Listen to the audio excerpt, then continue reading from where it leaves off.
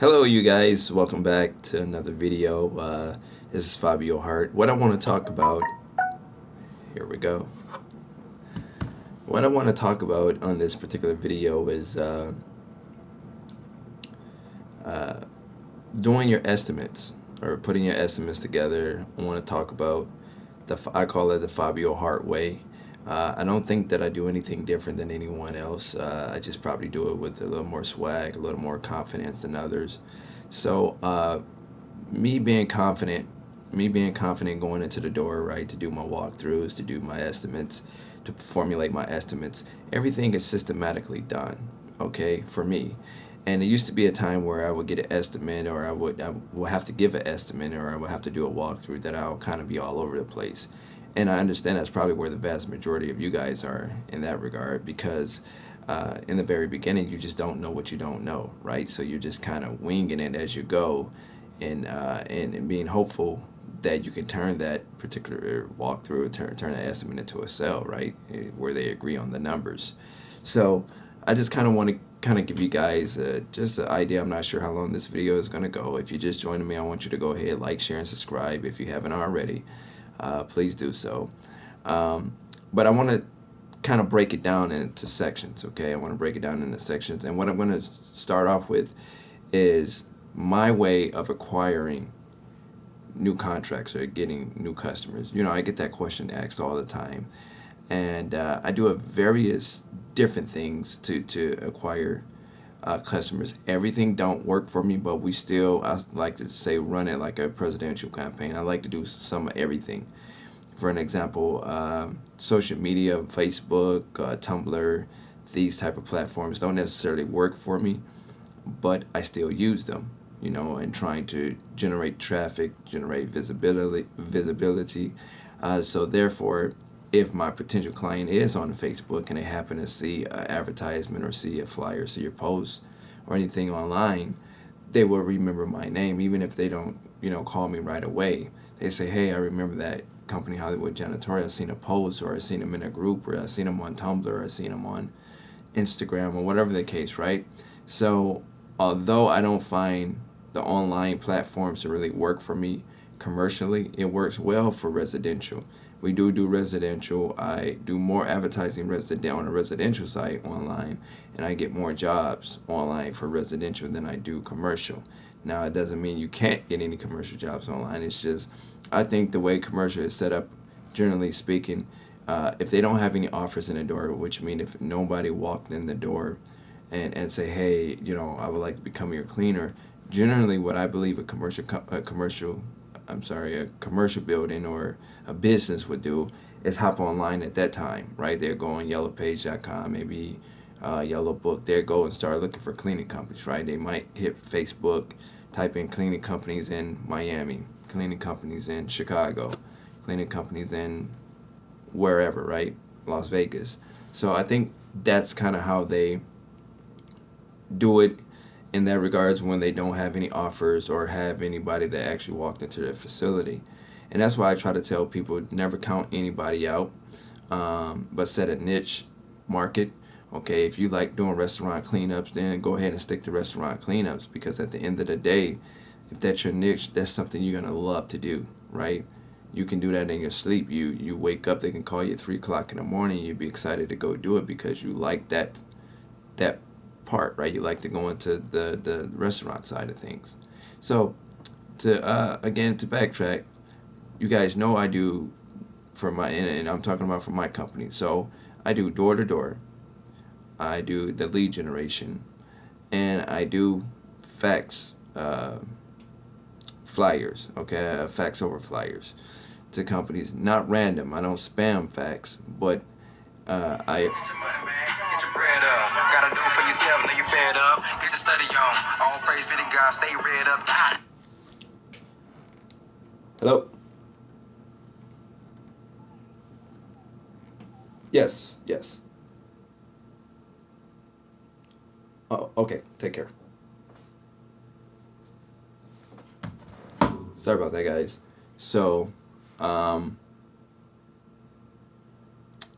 forgot where I was at. Oh, okay. So You guys know I do the lead generation program I'm talking about for my company. For my company, I do the flyers, I do door to door, and those are the three things that like majority get me into the contracts, right? But there's another avenue to it. Okay, those are the things that get me into the door to meet the decision maker. Now, once you get in the door, what happens from there, right? What happens from there? You have to establish rapport to a certain degree. Don't go in being so like uptight. Try to, you know, it's almost like a mind game. You got to play with them a little bit because you have to kind of get a feel for their personality trait, right? And if you're good at adapting, then that should be no problem. Like if you can adapt. So if you meet me and I'm kind of uptight, you're probably going to be more offset, right? You're going to be kind of standoffish because I'm kind of uptight, right? So you're going to be like, I'm going to keep it general with him because he seemed kind of uptight about things, right? He seems a little standoffish, if you will. Okay, so, but if you meet me and I'm bubbly and I'm like, hey, how's it going, Chris? Hey, how's it going, Amanda? How you doing? Hey, let's sit down. Hey, you want a coffee? Hey, you want a soda? Right? I sit down and I'm kind of into you. You feel more comfortable with opening up to me, right? You feel more comfortable with, expressing your business, expressing what you like about your service, what you don't like, what you need improvement with, where you think you specialize at. Like you'll be more comfortable talking to me, right? Because you got to feel for my personality. You got to feel, okay, he seems outgoing. He seems like somebody I can just really sit down, have this coffee with, have a cup of tea with, right? And really talk about business or whatever the subject matter is. And that's the way that you have to do when you go in there. When you go in there, you meet the person, you look them eye to eye, you shake their hand. That's what I do. But I'm always myself. So when I go in there, instantly, hi, I'm Fabio with Hollywood Janitorial, right? I introduce myself.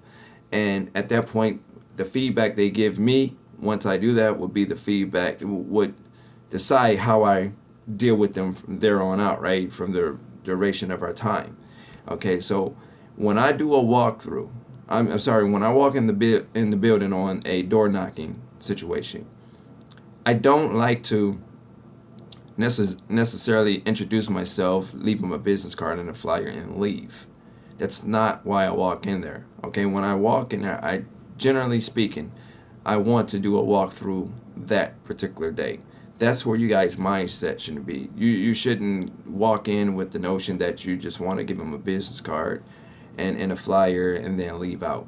Okay, you should always be ready to kind of close it if you have to.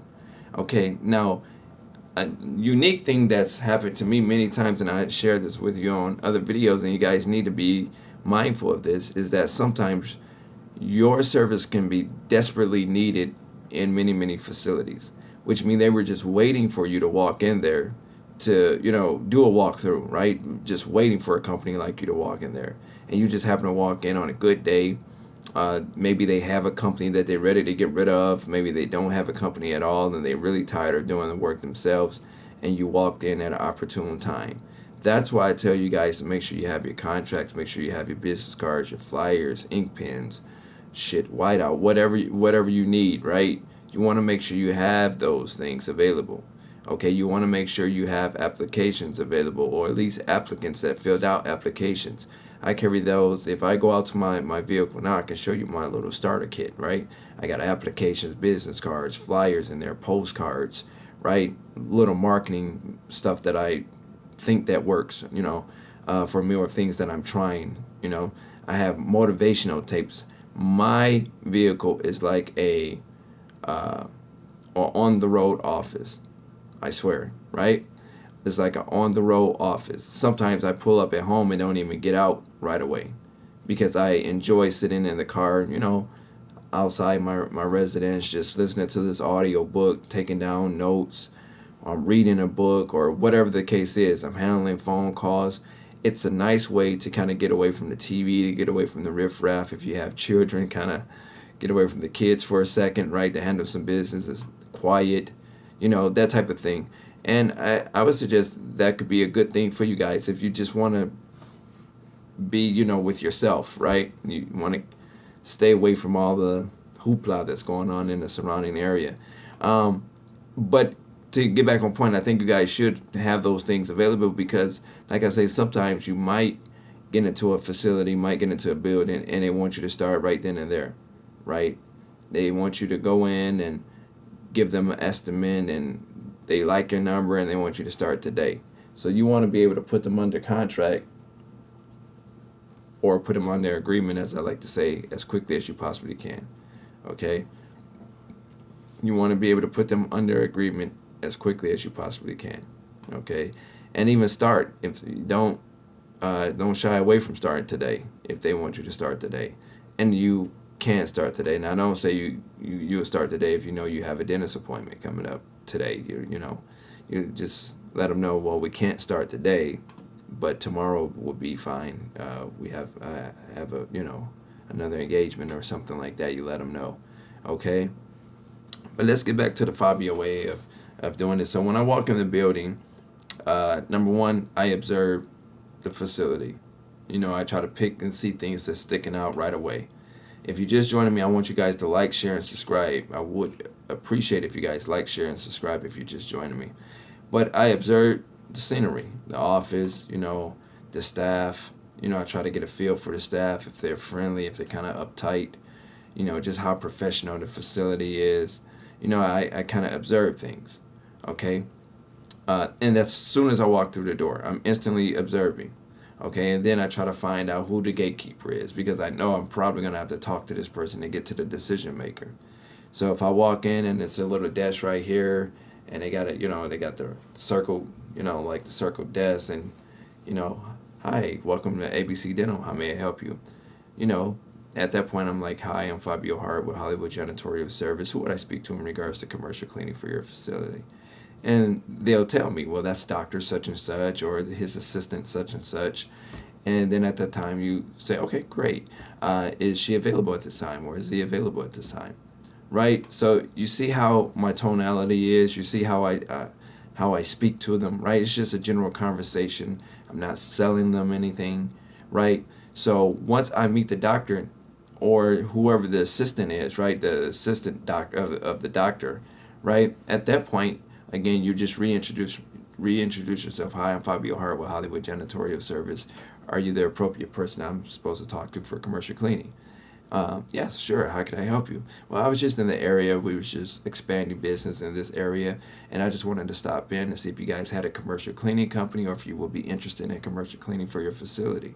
You see how I kind of ran, and that's just off the top of my head. It's just kind of how it will roll with me. And then at that point, they'll say something like, yes, we have a cleaner right now. We're satisfied. Sorry, we're under contract with them right now. You say, great, that sounds terrific. Would it be okay if I try back in the next 4 months? How about that? And, they'll say, sure, give us a call, or you can stop back in the next 4 months and see how it works. Or you might get a situation where they might say, oh, we've been looking for a cleaning company. We're glad you walk in. Can you step into my office? Right? So then you step into the office, close the door, they sit down and talk to you. They might ask you how long you've been in business, what type of companies do you clean for, how long have you been in this area? I noticed you say you're expanding in this area. What made you move to this area or expand in this area? So sometimes they want to get a feel for why you're in that area, right? Then they may ask sometimes, or maybe not, ask for references, right? Well, do you have any references or anybody that we could just follow up on just to kind of get an idea how people feel about your cleaning service, right? So sometimes that might happen. You have to be creative if you don't have any references. Okay, so I'm just kind of giving you guys kind of a generalization of what to kind of try to break it down to you so you can kind of see how I move and maybe take the way I move and adapt that to your business and move the same way, right? It's just a general conversation. You're not hard selling, okay?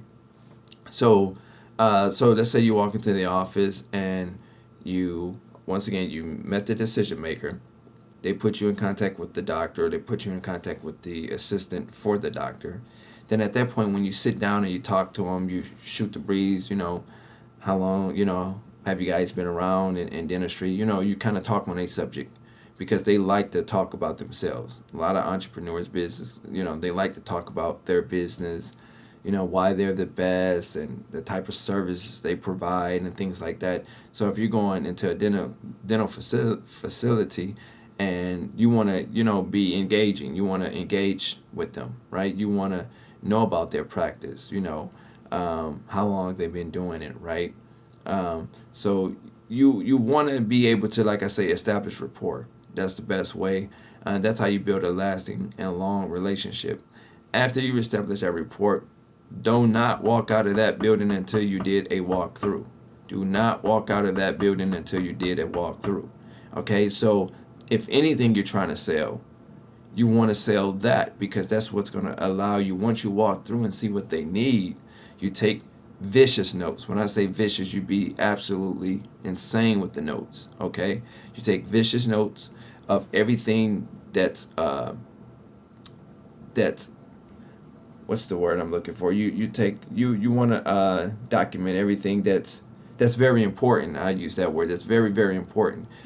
Some people are anal about restrooms, right?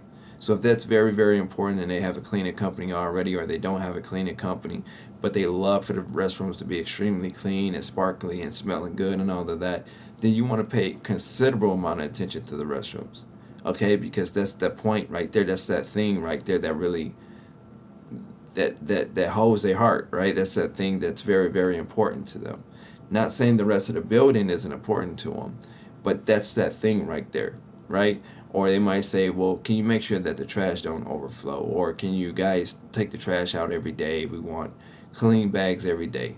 Because sometimes what happened, even my people would do it, what happened is, well, I just threw this in here, but my staff didn't clean this out. So sometimes what happened, you pick the can up and you just dump it in a big trash bag, right? Or if you got one of the portable trash stands, right, that's on the wheels that you're pushing, right? Sometimes you pick it up and you dump it in a big trash thing. So, but some people, even with the little tissue that I done threw in here, some people will want you to take that whole bag out and change it. Now, depending on what the bottom of the bag looked like, I was still dumping and don't change it, because they don't know that you changed, that it's a new bag or it's not a new bag. If it's easier for you just to leave that bag in there, right? But whatever it is, you want to pay more attention to that. I just use that as an example, because for some people that's a big thing. They don't want their trash at their desk to be overflowing or be left for a considerable amount of day. I know some people and some companies, they say, well, I'm not gonna touch the trash. It's only one napkin in there, so I'm not gonna dump it. I'm gonna just leave it like that.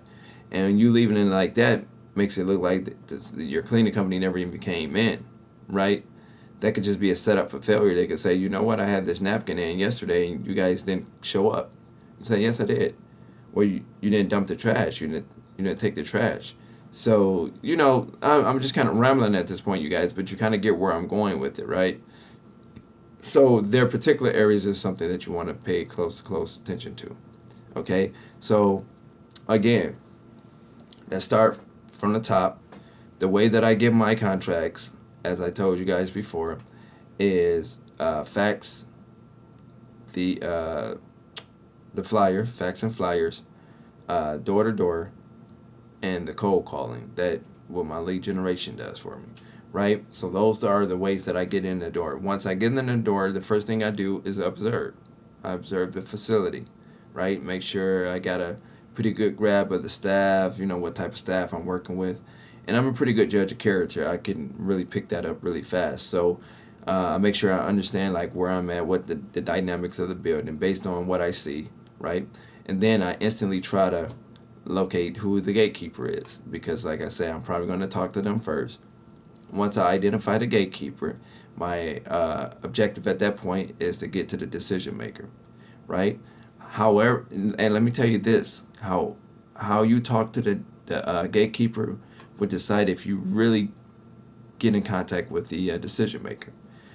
Don't belittle, because sometimes people do this. Do not belittle the gatekeeper, the receptionist, whoever, whatever name you want to call them, whatever title you want to give them. Do not belittle the gatekeeper, okay? Because they're the link between you and the decision maker, or pointing you in the right direction to the decision maker, okay? So You definitely want to keep that in mind, you guys. And again, it's the Fabio way. Okay, I'm just kind of giving you guys a precise, direct breakdown of how I operate and how I do my business, how I'm able to get my contracts. Very personable, right? But I'm not pushy, right? And I know enough to get by. I know enough when I walk in a building that if they need a particular service, I know if I can provide that service or if I can't provide that service, right? So again, so that's how you do it. You go in, you establish rapport with the receptionist. They get you to the decision maker. You talk to the decision maker. You identify if they have a cleaning company or if they had thought about it or would be interested in a cleaning company for their facility. Okay. Now, there's a lot of different. I gave you a lot of different scenarios that can go, but we're talking on the scenario that you actually get a chance to sit down with the decision maker. So once they pull you in the office, they try to identify a little bit more, extract a little information out of you about your company, how long you've been in business, are you licensed and bonded? Sometimes they ask, most times they don't. What made you expand to this area? Sometimes they ask, so establish and report.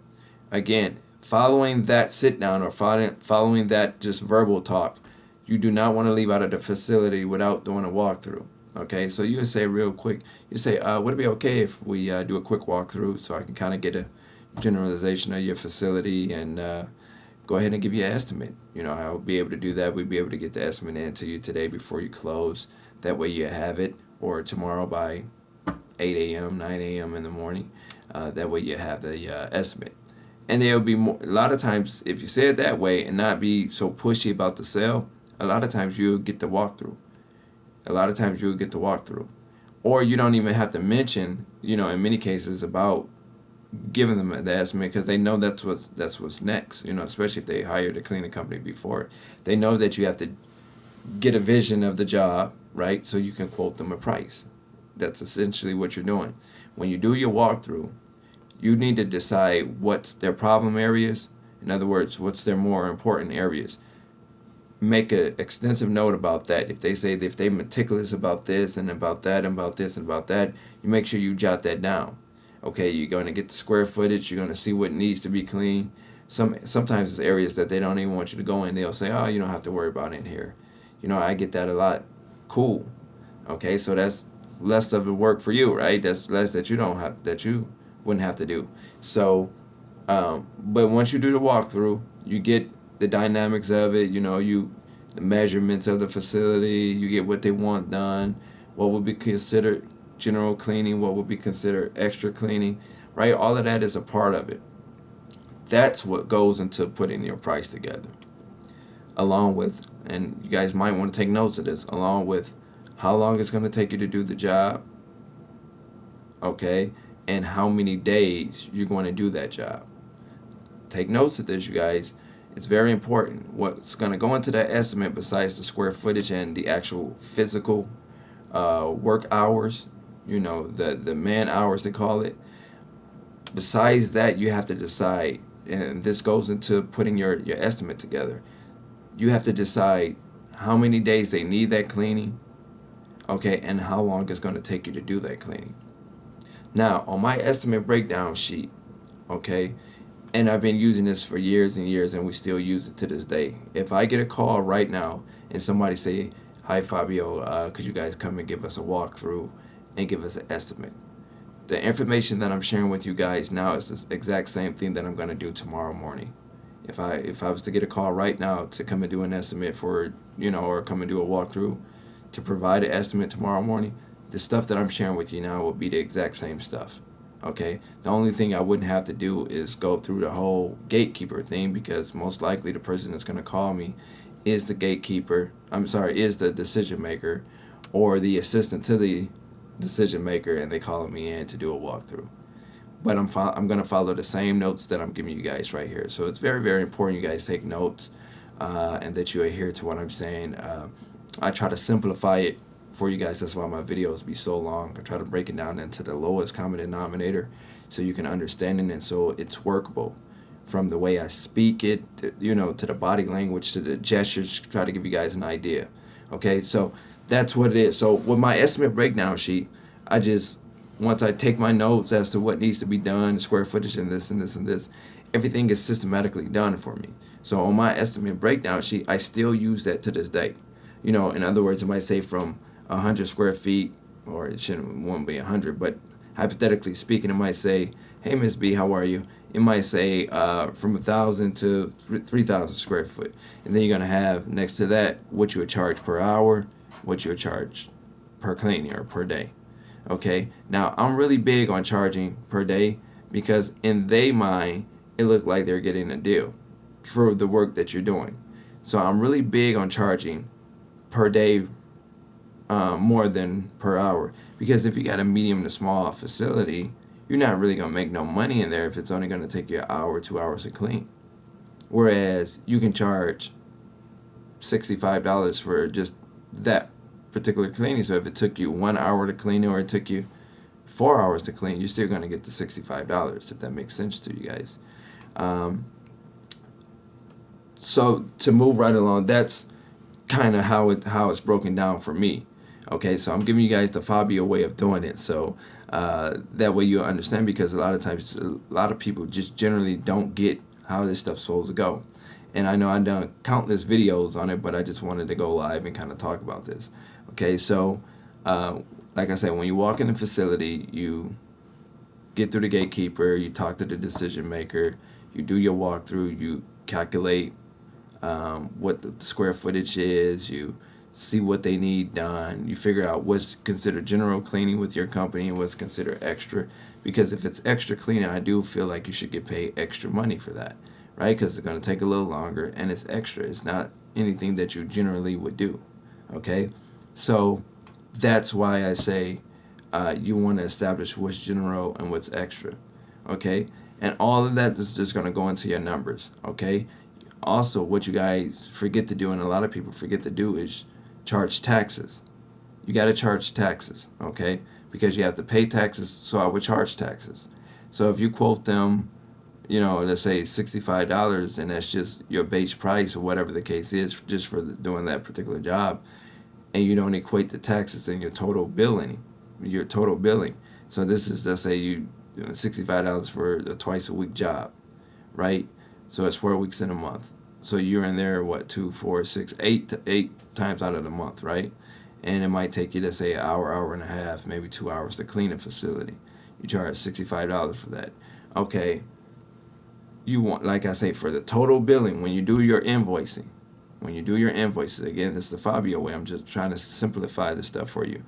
When you do your invoice, you want to break down what's general cleaning and what's extra, you know, so they understand why the price is what it is. So if your general cleaning price is, you know, $65, but then you got 2 or 3 other things that will be considered extra cleaning in your company, then you want to specify that, you want to itemize that, so they'll know why the fees is a little bit higher than normal, okay? Because if you was just doing a general job, then $65 would take care of it. But since they want something extra, then you're still doing a general cleaning. You just itemize it. Okay, this is $65 generally speaking for this, but this is an additional $20, right? Or whatever the case is. Okay. Again, you want to equate that in your invoice. If you're responsible for stocking the toilet paper, the seafoam, you know, paper towel, the napkins, or whatever the products, the solutions, the all-purpose clean, whatever it is that you're using at that facility, if you're the one responsible for that, I feel like you should mark that up, right? Because it's going to cost you to pay for it. That's if you're paying for it out your own pocket. So I will bill them that as part of the invoice. Again, it's going to be itemized. It's going to be separate, okay? So they'll know why this is this fee, why this is this fee, why this is this fee.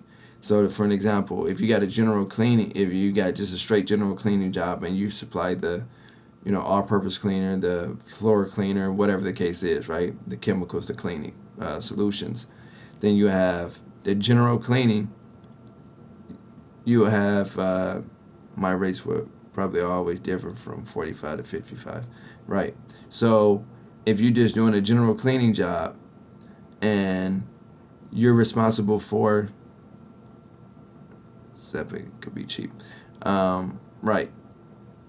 So if you're just doing a general cleaning job and you're responsible for, like I say, the solutions, the products, or whatever like that, then you're gonna itemize it. $65 for this, $40 for the product. I'm just using just rough draft numbers, right? So then you're gonna add those numbers together, and they're gonna have to pay you that. That's the total billing right there. Now you want to add on whatever your state taxes is, because you have to pay the state taxes. So you want to add that for the paper towel or the products and the actual general clean. You want to add it to the total dollar amount. Okay, so once you calculate that in, then that's what the total bill is each and every month. Okay, that's what the bill would be. So I just kind of broke it down to you guys in a like a rough draft version of how to look at your invoice and how to deal with the invoice. I like to tell people to get the invoice into the office by the 27th or the 28th at the end of the month. Especially, well, I would say that if your receivables is due on the 1st, right? So if it's due on the 1st, then I like to get it in at least 2 to 3 days ahead to give them some time to not only receive and analyze it and get the check ready for pickup or whatever the case is. Now, if you're anything like me, you'll be able to accept credit cards. A lot of my people, I accept credit cards. So I still turn an invoice into them, but then I bill their credit card on a monthly basis. Okay, so everything is just systematically done. It's in the computer, it's on file, the credit card number. All I have to do is just charge the credit card and it's all set. Okay, but if you're getting a paper check, which we still do, you get paper checks.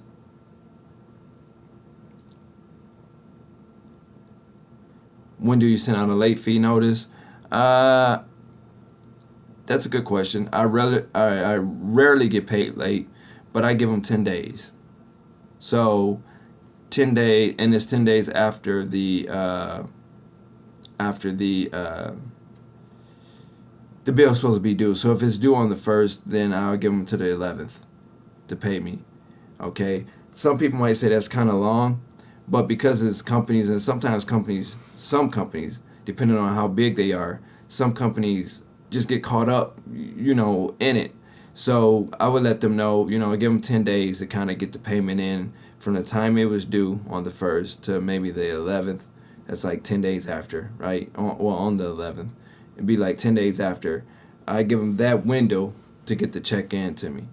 Now, that don't mean we won't contact them if they're due and they haven't paid. You'll contact them and let them know, but you'll also let them know that you won't consider it late until the 11th.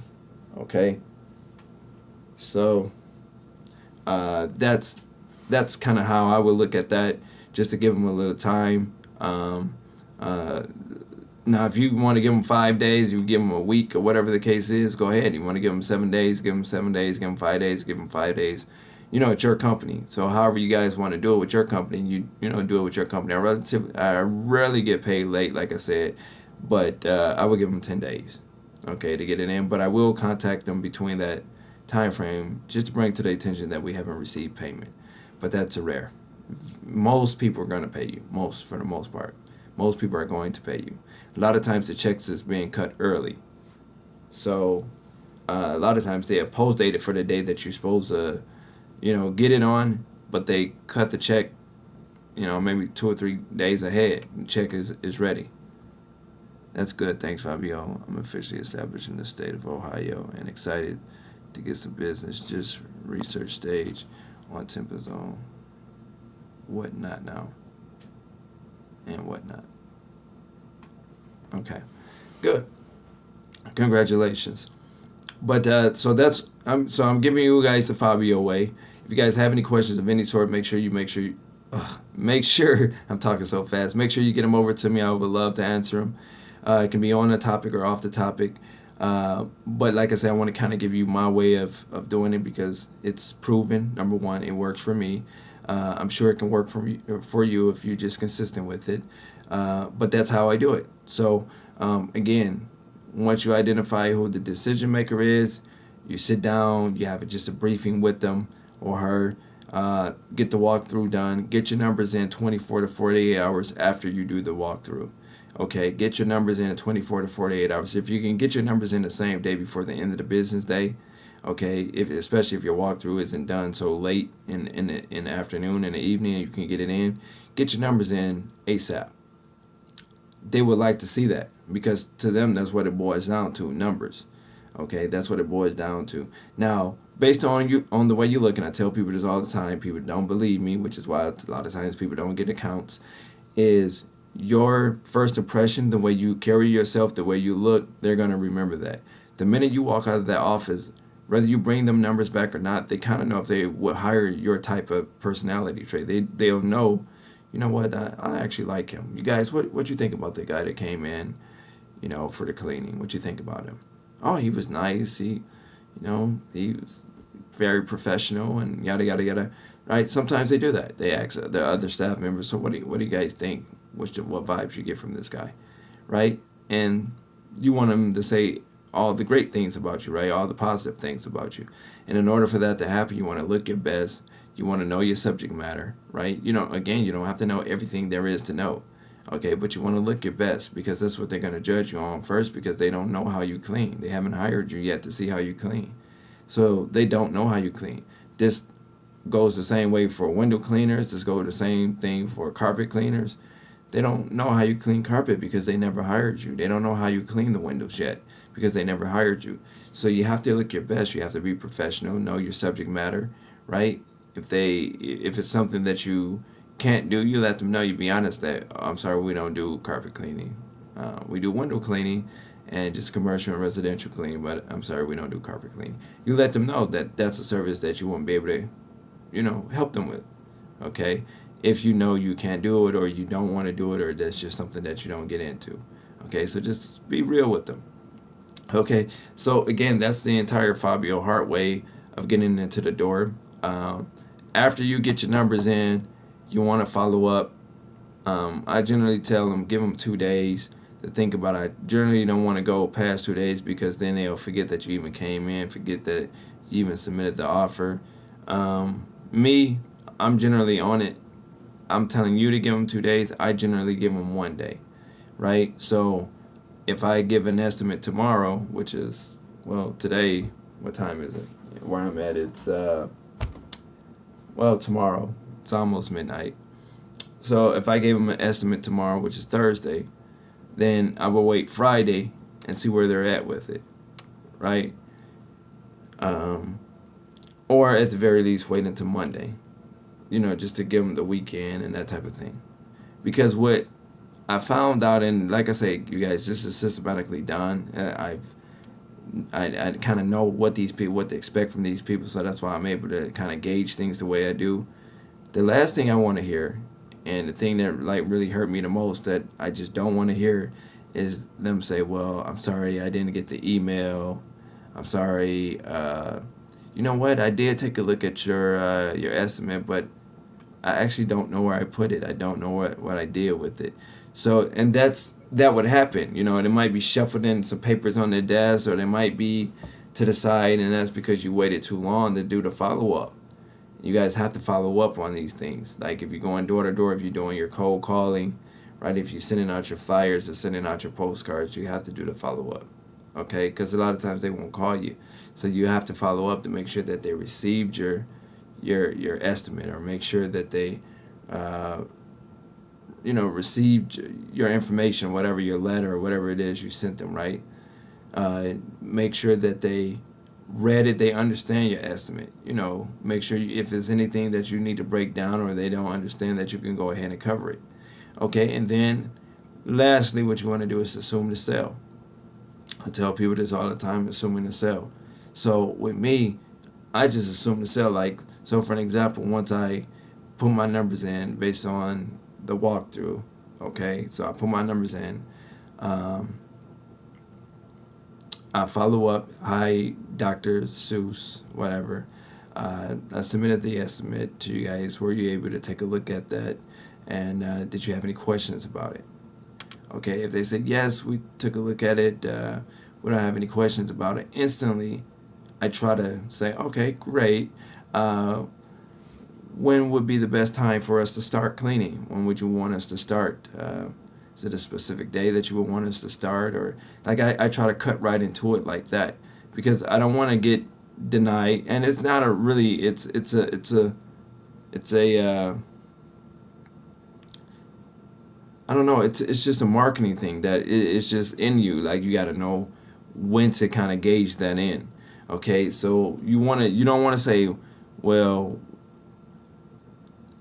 uh, when can I start? Do you like the offer? You don't want to try to ask them a bunch of questions, because then when you ask them a lot of open-ended questions, that give them a lot of chances to say no, yes, maybe so, I don't know. I got to talk it over with this person, right? So you want to assume it. So when I do the walkthrough and I submit my estimate in, I do the follow up. Just want to make sure they understand the estimate. Number one. Number two, I want to make sure they don't have any questions about it. Number three, I assume the sale. I say, okay, great. They say, well, nope, everything is pretty simple here. We definitely understand it. I say, great. So when would you like for us to start? Or is there a certain day that you would like for us to start that best suits you? Or some variation of that statement, you guys, or that question, I should say, right? I kind of cut right into it. So that gives them the choice. That kind of puts them on the spot. So if they were going to tell you no or whatever, it's like, damn, I didn't say I was going to hire you.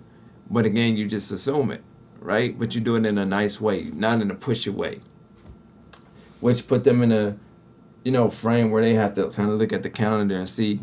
Let me see. Can you guys start April 1st? Right? Bam, you start April 1st. And if you have the agreement, you can close it right then and there. You have the agreement, right? Because again, and that's why I tell people all the time to take the estimate back to them. Take it and not email it, not mail them. Okay? If you take the estimate back to them, you get the decision maker, especially, if he or she is in the office. Now, you can leave the estimate with the receptionist or the gatekeeper, and they'll make sure that person get it, hopefully. But you want to make sure that it gets in the hands of the decision maker. Okay, you want to make sure it gets in the hands of the decision maker. So with that being said, you guys, what I like to do is try to take it back up there personally to them. Hi, Dr. Sue, this is Fabio. Here's our estimate here. We put together a pretty good deal for you. This estimate is for 2 days per week cleaning. For just a general cleaning. That's what you are interested in. And, you kind of give them a breakdown of why the charges is what they are, why it is. You want to explain it to them so they have an understanding. And then right then and there, they take a look at it. They might say, okay, well, I want to look it over. I'll give you a call back tomorrow. Okay, so if they don't give you a call back tomorrow around 10 a.m., then call them maybe 12 noon. Right? If they're not in the office, don't leave a message, because a lot of times they won't call back. Just wait till you get them on the phone. So, for an example, if they don't call you, if they say, well, I want to take a look at the estimate, thanks for bringing it back, I want to take a look at it, I'll give you a call back tomorrow at 10 a.m. And then they don't call you at 10 a.m., then you can call them at 11. You can call them at 11:30, whatever the case is, 12 noon. Okay? If the receptionist answers the phone, you guys, if the receptionist answers the phone, you immediately want to ask for the decision maker, because you already know who he or she is. They might ask, well, what is the call pertaining to? What's your name? What company you represent? Those type of things, right? So at that point, you just give them that information. They transfer you to the decision maker, the person that you need to speak to. And then you go from there. That's if you're doing it by phone. You call and you're doing a follow-up on the fact that they didn't call you, so you're doing a follow-up on that particular matter. Okay, so you just say, hey, Dr. Seuss, this is Fabio. I know you said you were going to give us a call back. I'm sure it's pretty busy around the office. You probably forgot about me, so I just wanted to follow up just to make sure we had a clear-cut understanding as to, the agreement, to make sure that you understand it. And lastly, when would you like for us to start? What would be a good day for us to start? I just want to make a note here when you want us to start, so we can go ahead and get the agreement over to you. Okay, you see how I kind of ran right into that? Because I didn't really give him the chance to really tell me no. I was talking. I let them know, hey, you say you were going to call us back about 10. Are we sure that you got a little busy? Because you want to make it seem like that's probably the reason that they didn't call you back. I'm sure you got a little busy, so I just wanted to do a follow-up just to make sure that, number one, that you understood the estimate, didn't have any questions about it, and number two, when would you like for us to start? I just wanted to go ahead and be able to get that agreement over to you, and so you guys can have that, so we can start service with you guys, right? So you see how it was casual. I wasn't pushy, I wasn't pressuring them, but I did put them on the spot. So if they were going to tell me no, they're probably second guessing, well, this guy just made me say yes. This guy, right? Like, how did he know I was going to say yes or not? So again, and that's what I do, and that's how I'm able to get the contracts, you guys. That's how I'm able. But you see that confidence level in me. As I tell you guys here on the video, I'm that same person when I'm calling them over the phone. I'm the same person when I go in and I see about it personally. So you just have to be that same person, okay? So does the proposal look similar? No. The proposal is just, or proposal, estimate, quote, whatever terminology you want to use, is pretty much all the same thing. A proposal is just a more fancy setup. You might give them a brochure. You might give them, this. You might give them the breakdown of your estimate, of why you charge the way you charge.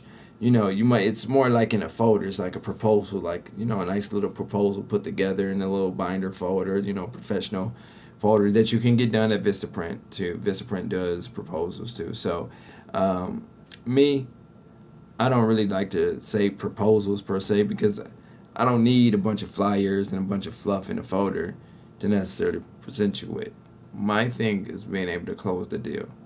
I'm about results. I'm about results, okay? Because the people that made those phone calls, guess what? I got to pay them. That did my lead generation, I got to pay them, right?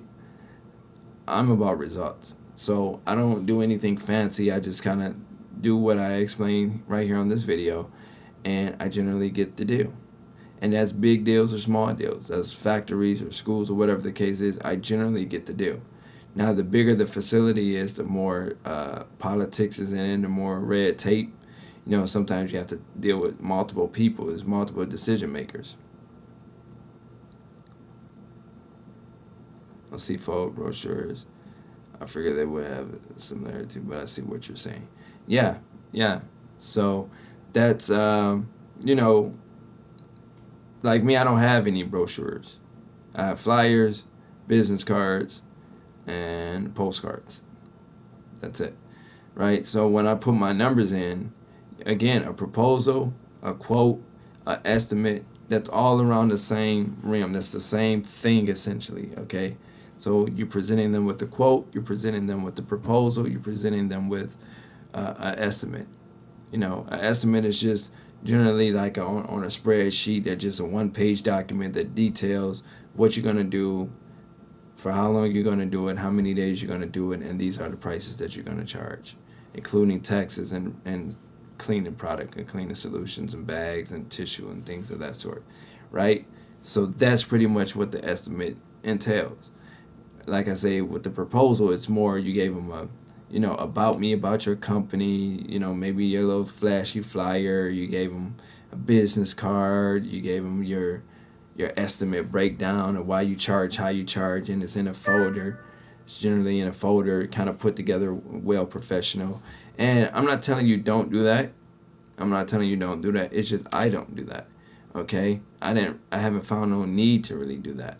Okay? Now I know how to put that together. Okay? Now if you're dealing with a larger company, right? Like if you're dealing with some skyscraper type of companies, or a larger corporation, not just like a little dentist's office or a little law firm, that type of thing, then a proposal might be nice. As a matter of fact, you would probably want to use a proposal. Okay? Just give them a little information about you, about your company, who the parties that they would need to speak to for your company in case of, a situation. You do that for the little guys too, but I'm just saying if you're going after bigger accounts, multiple story accounts, multiple story building accounts. So you would do more of that proposal type of thing. At least that's what I would suggest. Okay, so if you guys have any questions, I'm here for the questions. I see I don't have a lot of people here on this live, but by the time I end it, I'm sure you guys will start, the people that missed it, to be able to watch it and to see what I'm talking about. So, but that's generally how it goes. That's the Fabio Hart way, right? That's how I get into my contracts. It's very simplistic. Now, it takes a lot of work. It's not easy, but it's very simplistic. And I just duplicate that. I just do more of it. The same thing I did with this client, I do with the next client, the next client, the next client, so forth and so forth. Okay? You get in there. The object of the game is to assume the sale. Those big ones are my favorite. I know I should start off small, but the money is in the 3 hour, 4 months ago. Okay. Well, I guess that's to each his own. I've made more money doing 2 hours, small buildings, than I did a lot of bigger buildings. And I'm talking about just a monthly revenue. It might be less individually if you count it by day, but for the month, there's times that I done got pretty sizable checks. I'm talking about $1,000 or over. For just 2 hours of work. Especially if you go in the most prestige county in your area, you go after the people that that have money. Those doctors that drive the Maserati and the Jags and the Range Rovers and things like that drive the Lexus and the Benz and things like that, right? You want to go after those people in those type of counties.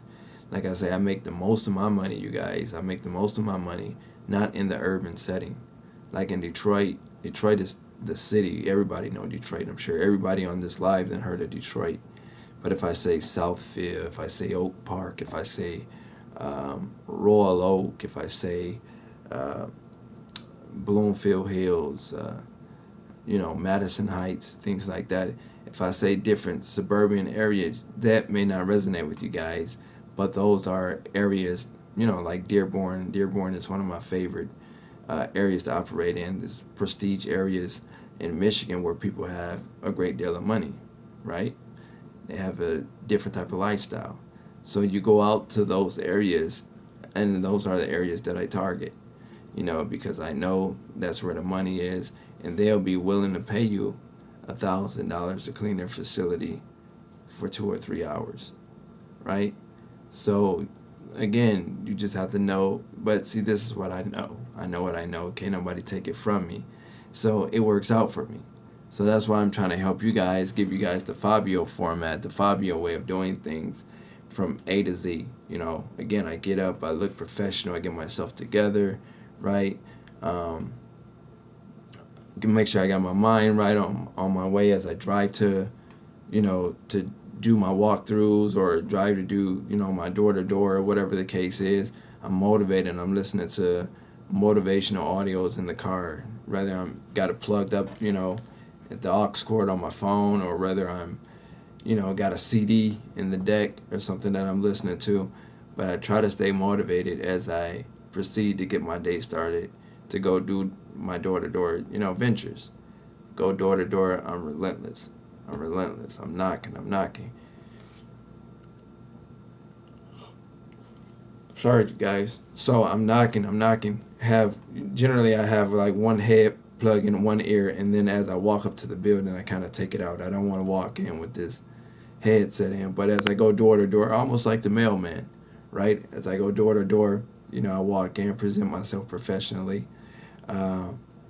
Generally, I have one of those zipper folders, right? That have my business cards in it, the flyers, postcards, things of that sort. I might have a few contracts. I always have some backup contracts or agreements in the car. My estimate breakdown sheet I keep with me at all times, because I never know. I might have to go back out to the car and do a write-up. I might have to write up this estimate, write up this proposal, write up this quote, right? So, excuse me, you guys. So that's what I that's what I do. That's why I keep it in the car. I keep it, in this little folder that I like to carry, because I never know. I can walk in this building and land this contract, and I want to be ready for it. If they're ready for me, I want to be ready for them too, right? So that's why I suggest you guys to have that type of setup done. It's imperative. If you guys using this technique already, I promise you, you're gonna let me know, like, man, this is golden. This is golden. It's better to be prepared and not have a contract than get a contract and not be prepared. So every single day you walk out your house and do your walkthrough, you have your contracts, you have your keep some applications. People ask me for jobs all the time. Do you get a month? Residential, not commercial. I'm going to talk on that next. I think his name is Crypto. I'm going to talk on that. I'm going to talk about that next. But you guys want to make sure that you have your business cards, your flights. You want to have all of that with you. You can keep some in the car, and then you take it in when you go in. You have your little, your little notebook or whatever you got, your little, in case they say, do you have a business card? You want to be ready. In case they say, do you have a flyer? You want to be ready. In case you have to go back to the car and do a estimate. You want to have maybe an estimate breakdown sheet or whatever. Your laptop. If you working out at your car or whatever, you have your laptop. I know people ask me about workloading software. I'm not real big on that, but you want to have your laptop in case you have to workload something, right? You have to put these numbers into the software system to get your proposal ready, get your quote ready. Okay, so if you're gonna do that, then you want to be prepared. So if you got to carry your laptop, carry your laptop. Okay, or if it's something that you can do from mobile, do it from mobile, right? But always be ready, because at any given time, you never know which way things could go, and you'll rather be ready and not have an opportunity than have an opportunity and not be ready. Okay, so that's why I call this the Fabio Hart way, because a lot of people, they wait till they get back home and do it, and then they gotta get it together, right?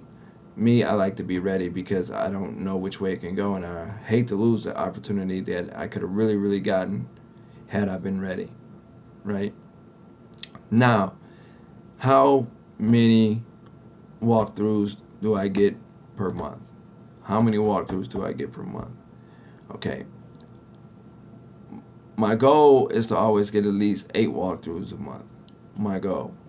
At least 8 walkthroughs a month. I don't always hit that, but I put pressure on those who work for me. I put pressure on my people that do the lead generation program, because I have to pay them for that, right? I have to pay them for it. So I put pressure. I have a certain quota. So my goal is to get 8, but I try to get at least 2 cleaning contracts a month. I try to get 2 cleaning contracts a month. And that's just being modest about the numbers, okay? Of course, I would love all 8, but I know that's highly unlikely. Now, I might get, let's say, 8, 9 walkthroughs, but I'm not going to close 8, 9 people, right? It's just not going to happen.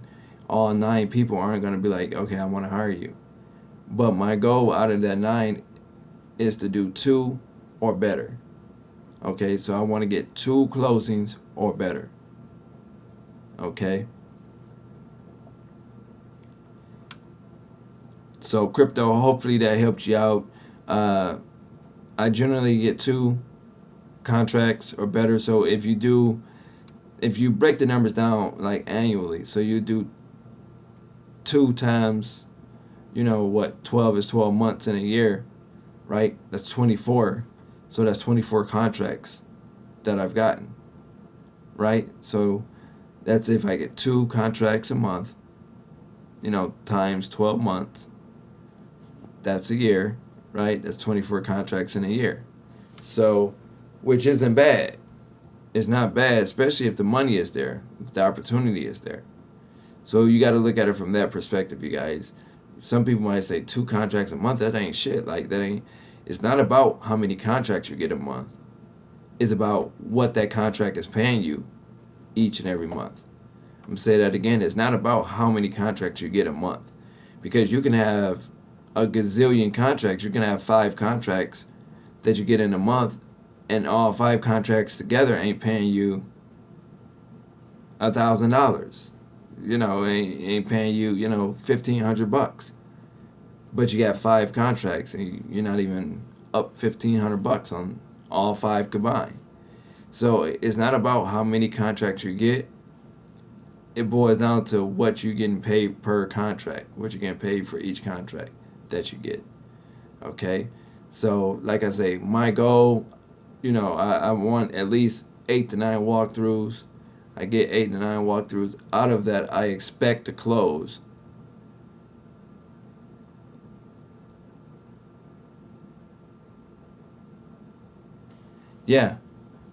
crypto. Do more door to door. Cold calling is very hard. It's very hard now because a lot of people are spam calling people. You got machines that's calling people. You got this thing they call likely scam. They're trying to sell you something. They calling. So a lot of business owners don't want to just deal with it like that. I still use it because it's a viable way, but it's getting very, very hard because I'm not the only person that's trying to introduce a product or service to someone. You got people selling ink pens. You got people selling computers. You got people selling gadgets. You got people selling this, people selling that. So these entrepreneurs and business owners get calls of all sorts around the clock for somebody trying to introduce them into something or sell them something. So that's what makes it hard because they get tired of getting all these phone calls. So they tend to not want to deal with nobody because they get so many solicitations per day from different companies. You understand? So that's what it's boiling down to. We still do it because I still believe in it. It still works. It's just a numbers game. The same thing with going door to door. I find it being more personable going door to door. I can meet the decision maker a lot faster. You guys don't know how many times I didn't. Hold on. It's a little too warm in here. You guys don't know how many times I've called a facility, asked to speak to the decision maker. They tell me the decision maker is not there. And then an hour from the time that I call, I walk in and the decision maker is there. Right? So they just didn't want to put me on the phone, but they don't know that I just called looking for the decision maker, about an hour ago, maybe half hour ago. Hey, how's it going, Evolve? So that's what you guys want to look out for. That's exactly what you want to look out for. I think this information is paramount. I think if you use it correctly and you use it consistently, you will earn the results that you're looking for. You will get the results. You just have to stay proactive with it. Okay? Anything worth having is definitely worth working hard for. And you're just going to have to work. You're going to have to put in that work. Through cold, spring, you got the springtime coming up, the summertime is coming up. I was trying to get you guys last spring, summer year to do, your walkthroughs, or do your door to door, I should say. And for whatever reason, you guys just too scared to get out there. And I was making a killing. I still got my clients from last year, spring, summer. I still got them this year. And we still clean for them.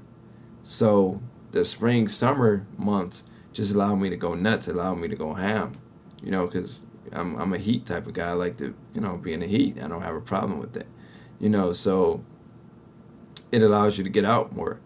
But going door to door it's amazing. It's amazing.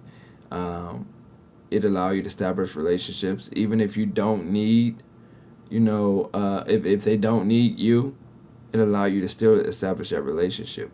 You might walk in a dentist facility, and that, unbeknownst to you, that might become your dental guy. That might be the guy that do your teeth, right? You might walk into an insurance agent. They might not need your service, but you might be, getting your insurance through these guys, right? Same thing. You might go to an apartment complex or, go into an apartment, facility, talk to the management at the property management company or whatever. And who knows, you might be getting your next apartment or condo or townhouse from these guys. So that's the unique thing about it. It allows you to establish relationships. There's nothing wrong with establishing relationships. And just because someone told you no today don't mean it's going to be no for life. If they tell you they already have a commercial cleaning company at that time, you ask them, would it be okay if you try back within, in the next quarter? Or can I try back in 4 months? Can I try back in 3 months to see where you guys at? A lot of times what they'll say is, sure, give us a call in about 4 months and we'll see where we stand at that point. So that's how you deal with them if they have a cleaning company already. Don't try to out-talk their cleaning company or say I can do it better than a cleaning company. Don't try to do that. Because if they're dissatisfied, they'll let you know that, well, I don't like the cleaning company we have now. They're not doing this, they're not doing that, they're not doing this, they're not doing that. They're going to tell you off rip, so you don't have to try to talk them out of their contract.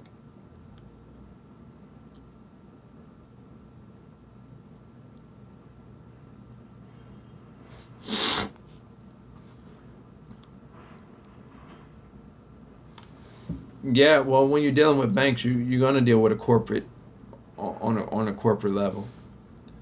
A lot of banks aren't just going to hire you because they're dealing with the corporate, or it could be franchise. You know what I'm saying? Like, so you have to deal with the corporate when you're dealing with banks. So just deal with it. You call them, identify it. It's going to be maybe a bit of a hassle. A lot of times the person at the bank or the credit union or whatever, they know exactly who you should talk to, at what department, at what number. They can give you that information right there at the bank, so you can go ahead and call. And then all you do is just say that you spoke to, one of the representatives. You get that representative name and whatever their branch number is. The different branches have branch numbers. So you might say, this might be branch 1, 2, 3, 4, and you spoke to Jessica. So, yeah, small banks is, it's money to be made. It just depends on how you negotiate it. I like banks. They're easy to get in and get out.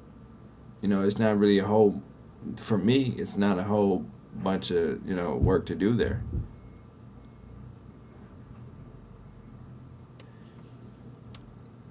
What's the monthly amount you can make?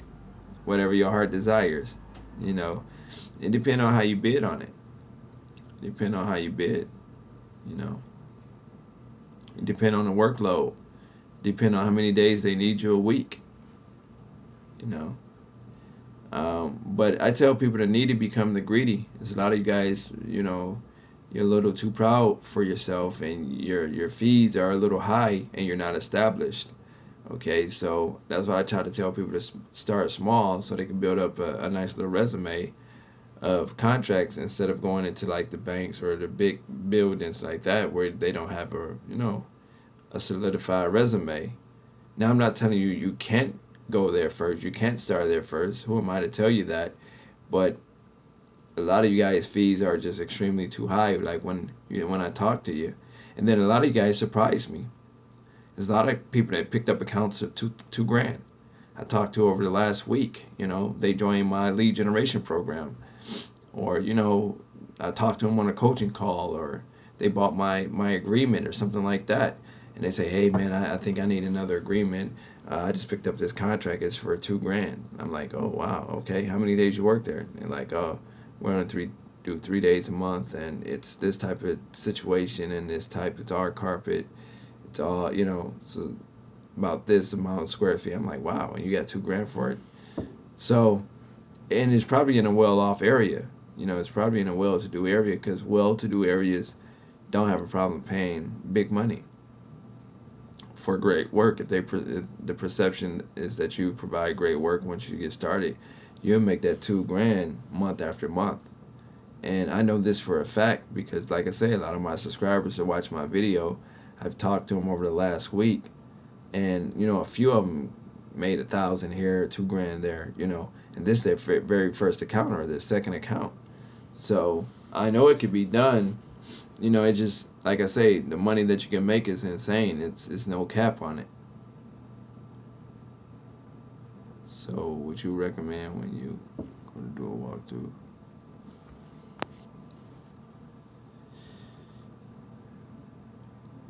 Yeah, you can ask them for their budget. I very rarely take that route. I very rarely ask them what their budget is, but it's a good thing to ask. They may or may not tell you.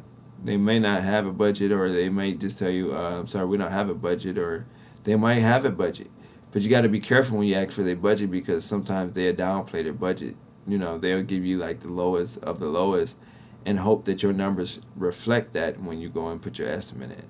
You know, but at least one thing for sure, two things for certain. If you get their budget, you could formulate your bid around the numbers that they gave you.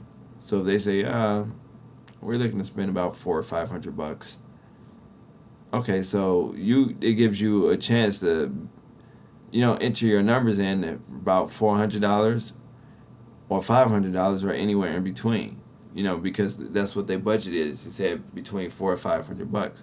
Or how much are you looking to spend? We're looking to spend about $375 a month, $375. And then you say, okay, you know what? Could I do this for $375? And then it'll allow you to come in at $375, or allow you to come under $375. So it's a good technique. It's just one that I don't use a lot myself.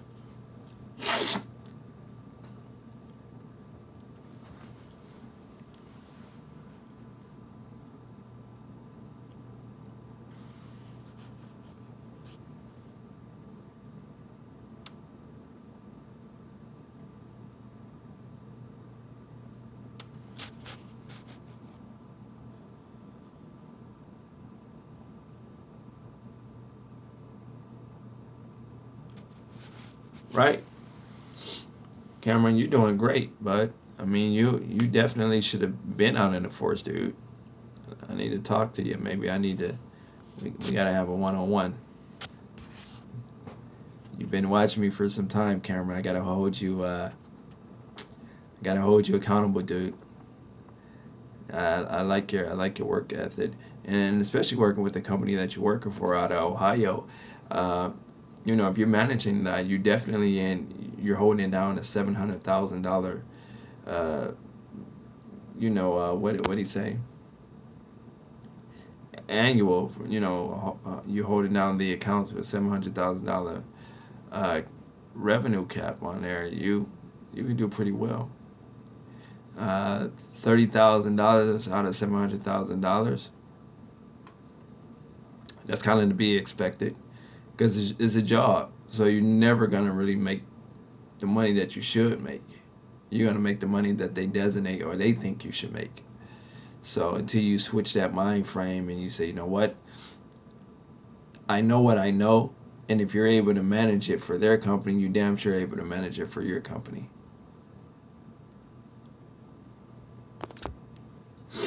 You're welcome, dude. Let me see. Wow, okay. So I would try your way, but I understand now. Thank you, man. Yeah, now don't, and evolve. Don't get caught up. Let me see. 443 hours, weekly hours. That's exactly how I feel. Yeah. 400. Yeah, you put in a lot of hours. 400 some odd hours. That's a lot of hours. But evolve. One thing I want to tell you, dude, is, and I want to tell all my subscribers this that watch my video, if you feel like you got a little that you can move this way and be able to get a contract, go ahead. Don't, my way is just my way. I'm just sharing it with you guys as a way that you can model and perhaps create the similar result to myself.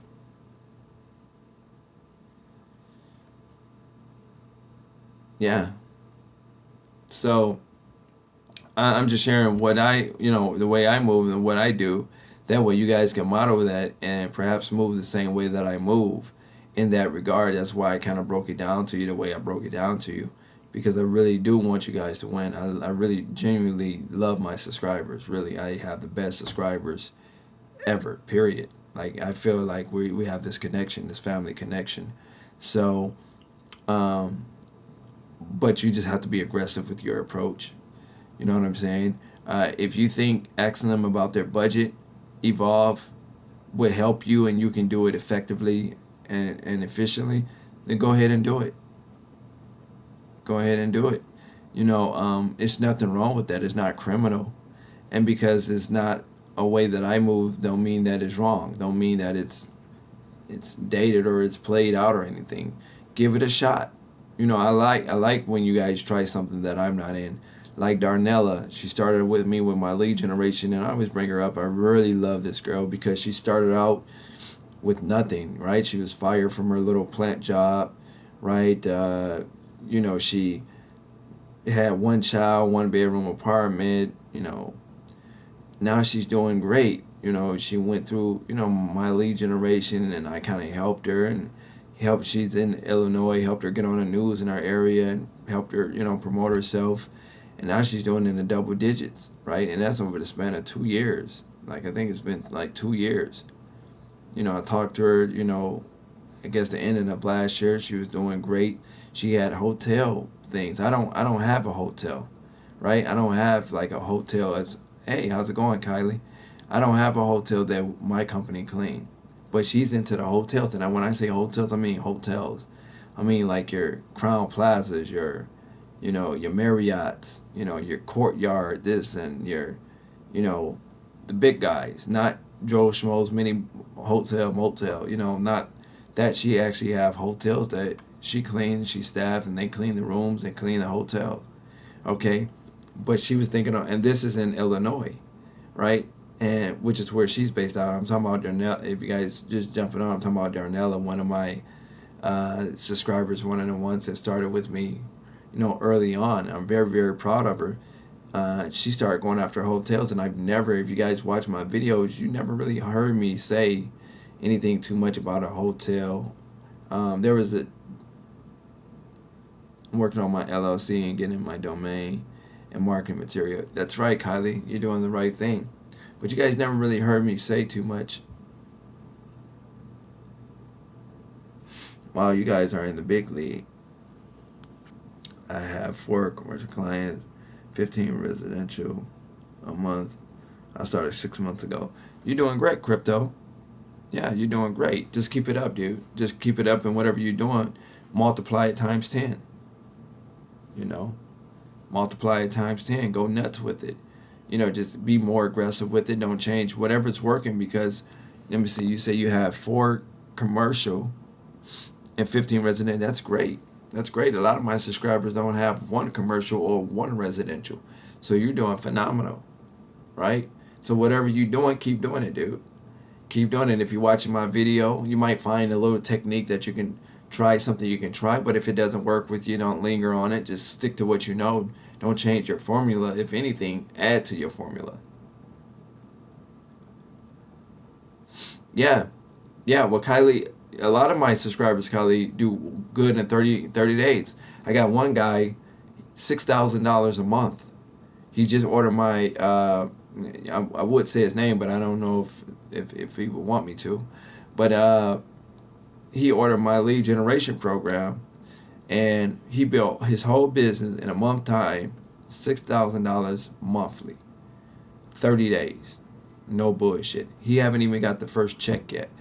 But when I sat down and talked to him and we worked the numbers and things like that, he got into the lead generation program. He just wanted to up his numbers. He was already doing great. He has a system already in place. He's doing great, but he just wanted to multiply it, right? He just wanted to do more. So he bought into my lead generation program, and he's up $6,000 a month. Okay, and I think he only had 5 accounts, if I'm not mistaken, 4 or 5 accounts. And it brings in combined monthly revenue. And this is what he did in 30 days. From the day that he started his business, registering and got all of that stuff, the bank account and all of that stuff out the way, $6,000, 30 days. And it took me 90 days just to get 1 account. And I think my very first account was like $300, $350 or something like that. That's my very first account, and it took me 90 days to get that. So, I know the stuff on my channel works. Should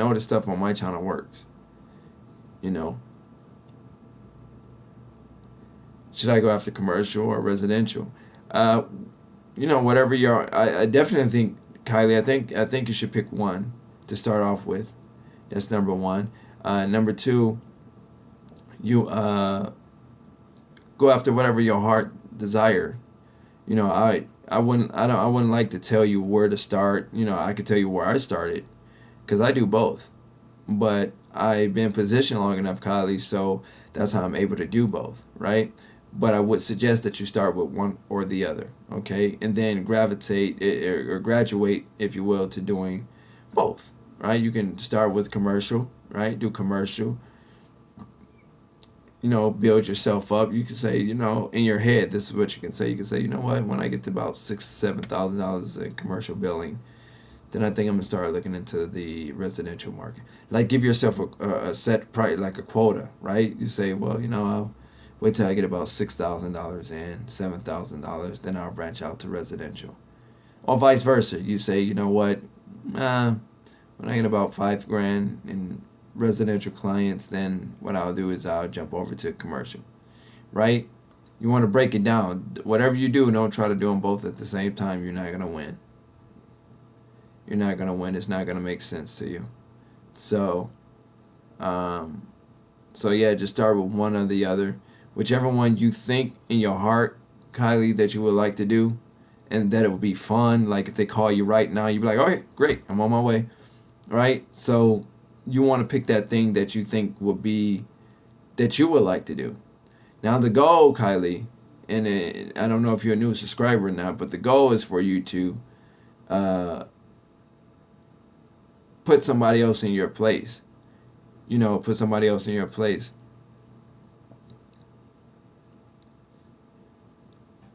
Okay, I'm gonna get to you, crypto. And what I mean by that is, you want to train yourself.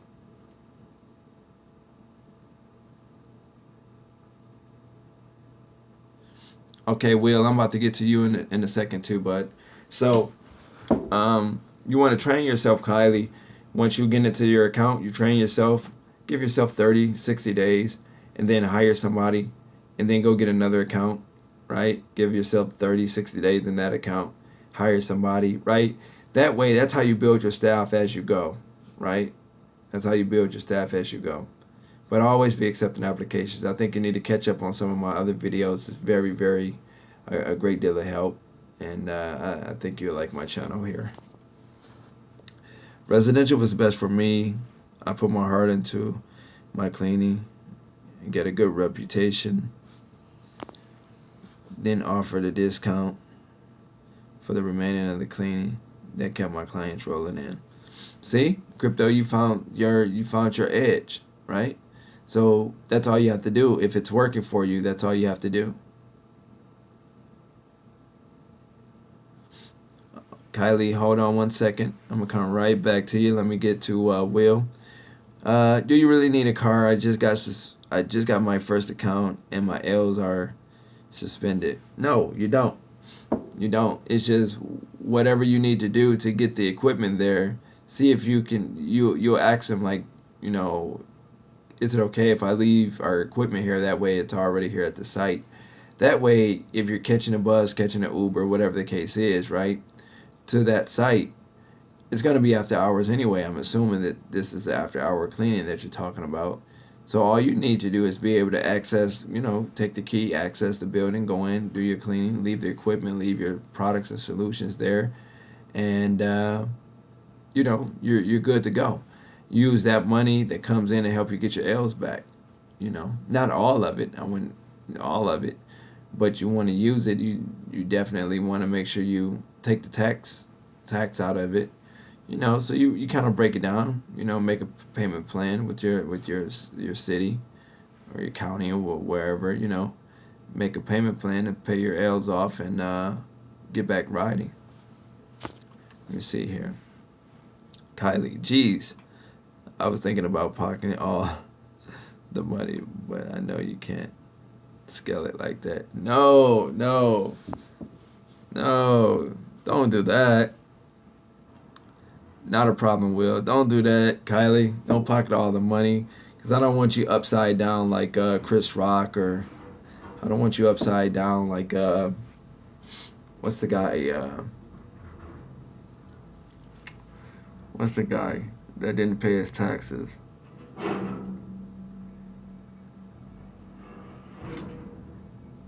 not Eddie Murphy. I think it's the guy that played Wesley Snipes. Yeah. Wesley Snipes. White man can't jump. Yeah, I don't want you upside down like that. That's not a good look. I don't want you upside down like that. Um, but when the money started coming in, Kylie, you just break it down individual, right? You put it all in the business account. Uh, hey, you'll catch up. You'll catch up, dude. Yep, Wesley Snipes. Yep. I don't want you like. I think I said Chris Rock. I meant Chris Tucker. I don't want you like Chris Tucker, and I don't want you like Wesley Snipes. That's not a good. It's not going to be a good deal for you. So don't pocket all of the money. But when the money started coming in, you can call me now. I'll tell you how I would maneuver it if I was you. Let's see here. DTN professional window. Okay, yeah, Wesley Snipes. Yep. I'm super late, but what's up? What's good, Fabio? Yeah, you'll catch up. No more Blade. Yeah, no. Yeah, you get Blade all right. The IRS put a blade to you, and it might hurt more than the blade. The movie. So, but yeah, so that's how you guys will want to do it. Like I said, I just want to give you guys a systematic way to do it. I call it Fabio Hart's way. Because I'm all into systems. Because with systems, they run by themselves. You got a system in place, it runs by itself. And that's while I'm able to do things on autopilot the way I do it. I check on things. I definitely stay active. That's why I'm able to do so many different opportunities. Whether it's MCA, um,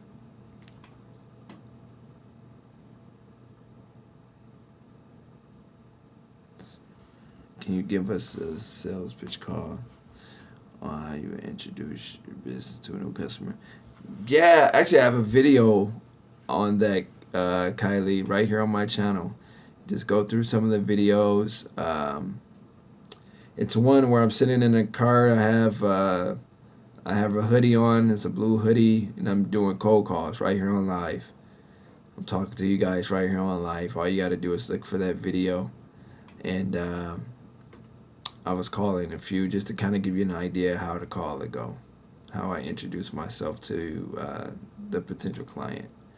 So you might want to take a look at it. I don't remember the title, but I think on the thumbnail you would see me. I got on a blue sweater with a hoodie on it, and I think the hoodie is on my head too, and I think I had a do-rag on. Just take a look at that. Okay, thanks. I need that. Super nervous, but I know it can be done. Yeah, you can do it. You can definitely do it. Whatever the mind can conceive and believe the mind can achieve. The only obstacle you have in front of you is yourself, right? So if you believe you can do it, you can definitely do it, but you just have to do it, and that's where a lot of people lack. Some people have the mental state to do it. They just don't have the motivation to get out to do it. So they're never going to be successful in it because they just can't get themselves motivated, get themselves up out of the bed, get themselves out of the house to go and do it. And it's really the fear of failure, fear of the unknown, and the fear of success. That's what it boils down to. One of those things is what scares a lot of people. They're either afraid to be successful, afraid of the unknown because they don't know what the possibilities are, or they're just afraid to fail. They fear failure. So, you have to fail. It's no different than, anything else in life, right? When you was learning how to tie your shoes, you failed many times. You couldn't get the strings in the right order to make the knot, right? For us guys, a lot of us failed at tying ties, and some of us still don't know how to put a tie on, right? But once we learn how to tie a tie, can't nobody take that from us. We know how to tie a tie. And I'm just simplifying everything to give you guys an idea of what I'm saying, but that goes on with anything. When you was riding a bike, they had training wheels on it, right? They took the training wheels off. You had to get used to that. You fell, got yourself up, dust yourself off. You tried it again. You failed again. You kept doing it. went in the house and cried a little bit, but came back out the next day. You kept doing it until you was able to ride and ride and ride and ride until you got a lot better with it, right? So that's how it goes in this business. You have to keep going. You have to keep going till you get that momentum, till you get that traction. Somebody right now, I mean, somebody is waiting for you to walk into their office tomorrow. We just don't know who it is. And you'll never know who it is if you don't walk out and you just give it a shot, give it a try. That's what I want you to do so bad, Kylie. I want you to call or email me and be like, yeah, I got this account, or can you help me with this deal? I do that shit for free. I don't even put a charge on it. I don't put a charge on it. Like, if you get an idea, just so you can win, just so you can get in. I don't say, well, you got to give me $500 or give me something on the bike and for helping you get into this. No. I want to see you win, literally. Like, if you went out tomorrow, you got to walk through and you got to do an estimate. I'll help you with your estimate for free. Help you put it together for free. Would you suggest LegalZoom? LegalZoom is a good format for business filings, and I'm definitely going to go through with this. Yeah, you can do it, Kylie. How old are you? LegalZoom is a good start. You can use LegalZoom. I've heard great things about them. But as anything, I would tell you to just do your research on it before you totally invest. Actually, a lot of the stuff is easy to do, Kylie. 25, very good. All you got to do, Kylie, to be honest, you can do it really yourself. You don't even need LegalZoom. You can just go right here on YouTube, type in how to start cleaning business in your city, or how to start a business in your city. The structure is the same, right? Just, whether you're starting a security company, a cleaning business, a hair salon, whatever the case is, you still got to go through the same type of setup process. You get yourself a bank account, get yourself an LLC. I don't know what state you're calling out of or you're talking to me out of, but all you got to do to get your LLC, you go to yourstate.gov. So if you're in Texas, I got a guy in Texas right now. I just helped him out. He's doing good. He bought all my forms and all of that stuff, and it's working out for him. But you just go to texas.gov, and all the information that you would need is right there in Texas. Is right there on the governmental site. Share with you on how to start your business, how to make it an LLC or whatever format.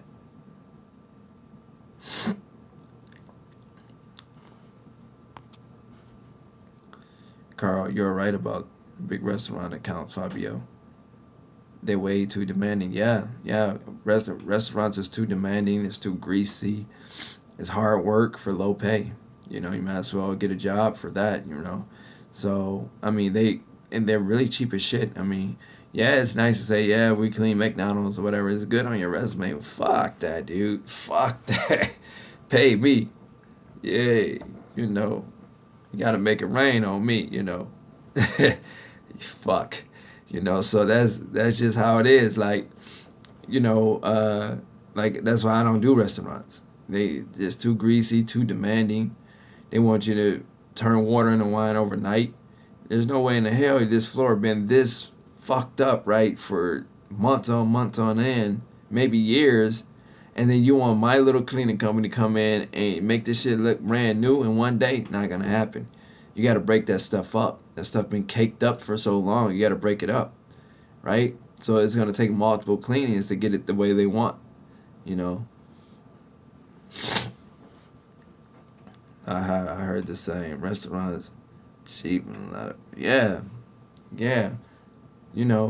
Some will keep you on a schedule to clean. But they'll make you think all you gotta do is wipe off tables and clean the restrooms and things like that. You out of shit? No, they're gonna pull you back in that kitchen and want you to try to turn water into wine. Can you got something to take this? They got rust on here. They want you to get the rust out. Fuck that, dude. I'm into general cleaning. I'm not trying to, break my back, and my employees the same way. I don't like to put my employees into anything that I won't be willing to do. Just for the check. Trust me, I like the bag. I gotta get the bag. You hear me? But I just I gotta, I gotta keep my head on the swivel. I gotta, be able to know exactly what I want and follow suit with that. And restaurants, damn sure won't do it for me.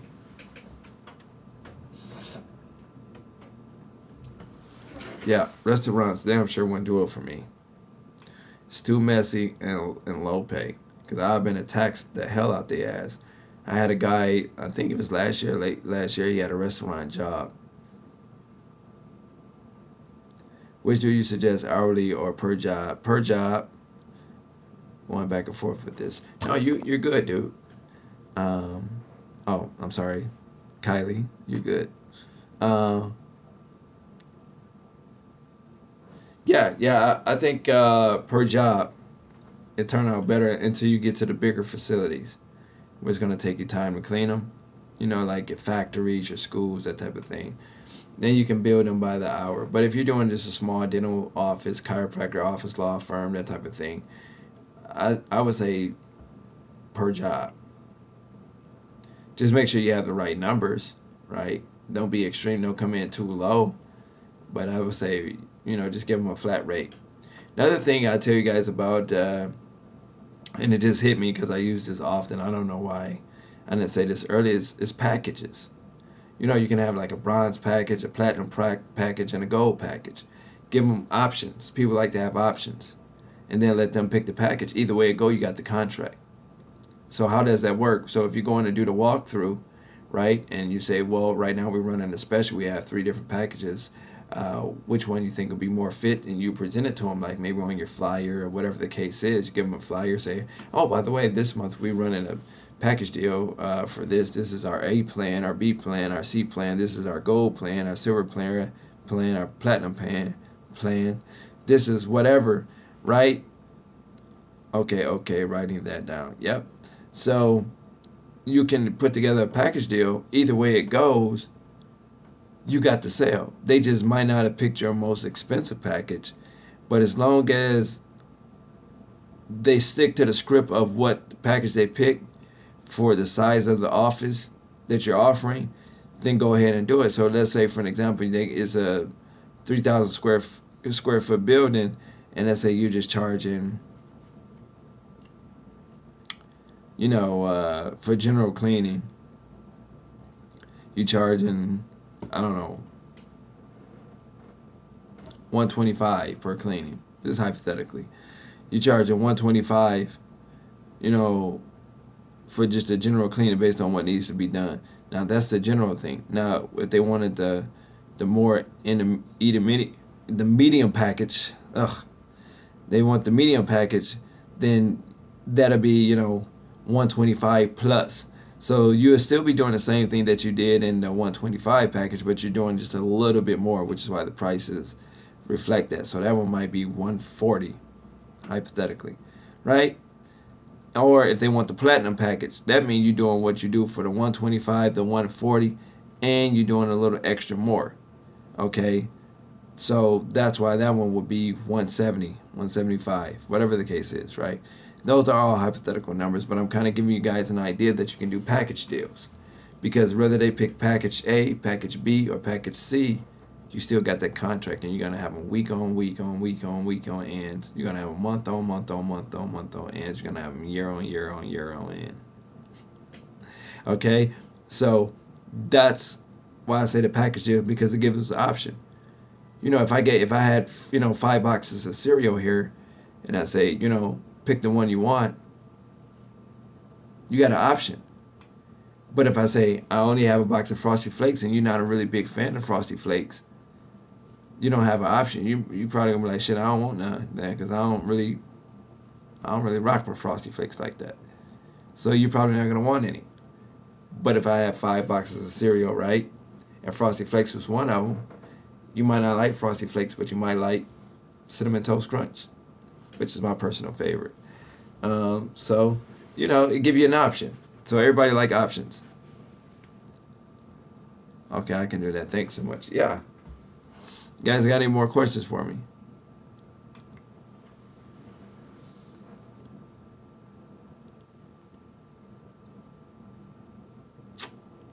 Got any more questions for me, you guys?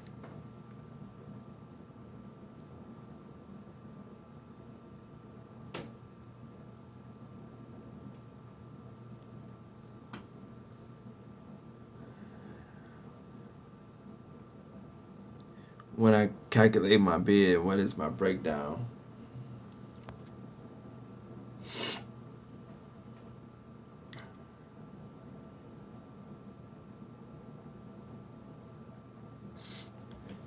That's simple. It's just whatever I charge the client for the monthly revenue, for the monthly service, I'm only going to pay my employee initially minimum wage to start out.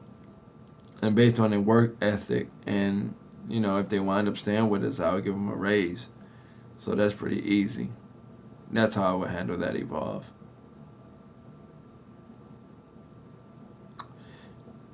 So, if you got a 2-day-a-week account and each week you're making,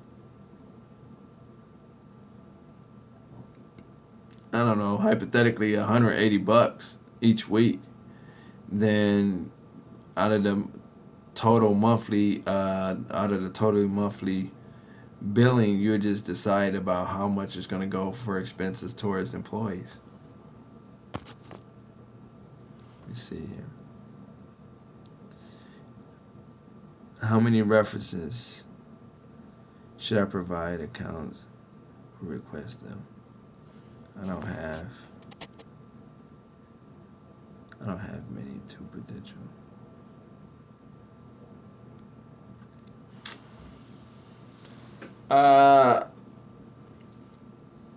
3 to 5.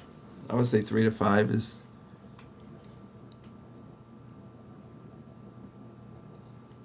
I would say 3 to 5 is it's a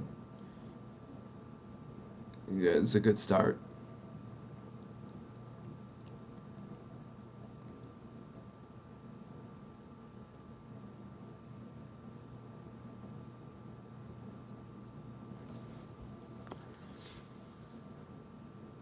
Cool, you got 3.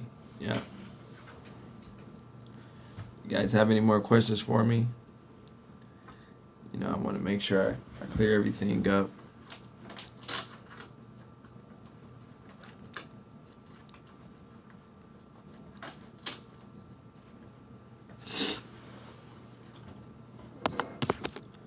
When you guys cleaning, also you should be listening to. I would suggest that you, as entrepreneurs, listening to motivational stuff. Be feeding the brain. Okay.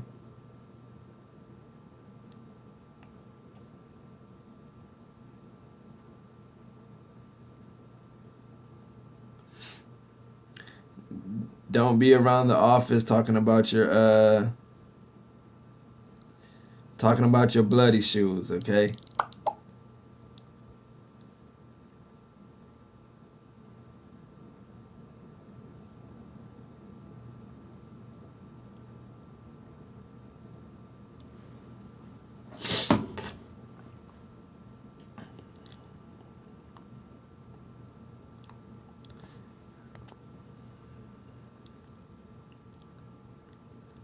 My cleaning business is awesome. If you haven't heard of Mike, yeah, I'm familiar with Mike. I've heard of Mike.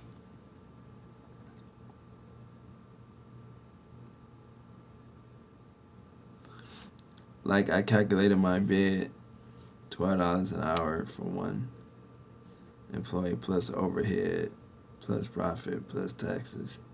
Total bid. Does that sound okay?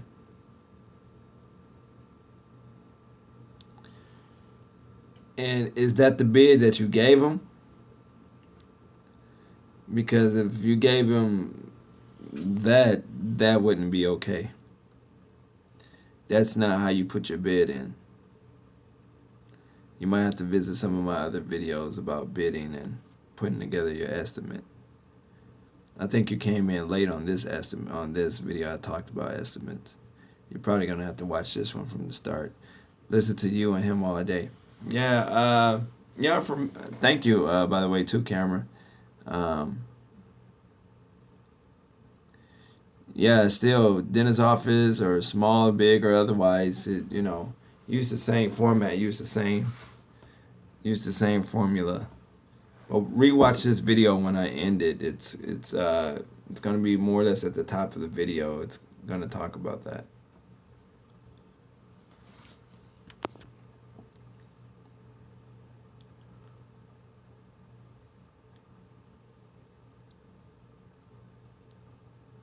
Yeah. You guys have any more questions for me? Anything you guys interested in? Anything I can help you with?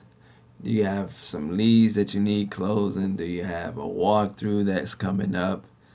You guys got questions about your contracts? You want to send me your contracts and let me take a look at them? You want to send me your estimate breakdowns? Let me see what your estimate breakdown sheets look like. Do you guys have non-compete agreements available, non-disclosure agreements available, contracts, invoices, applications? These are some of the things that you're going to need that I would suggest you have. Of course, your estimate breakdown sheet. I'm real big on that. That's great for starting out when you don't have anything to work from.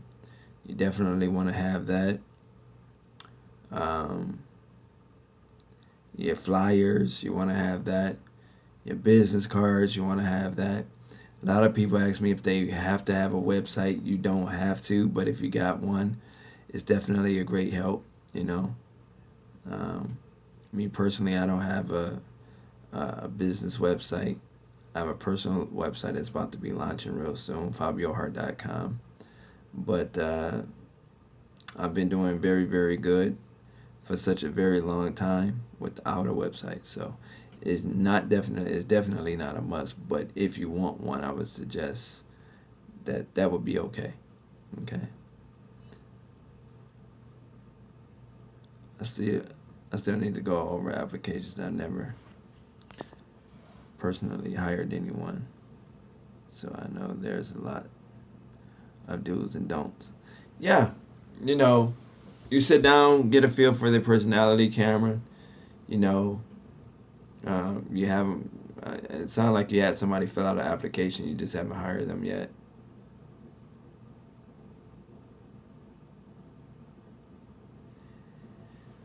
My estimate breakdown.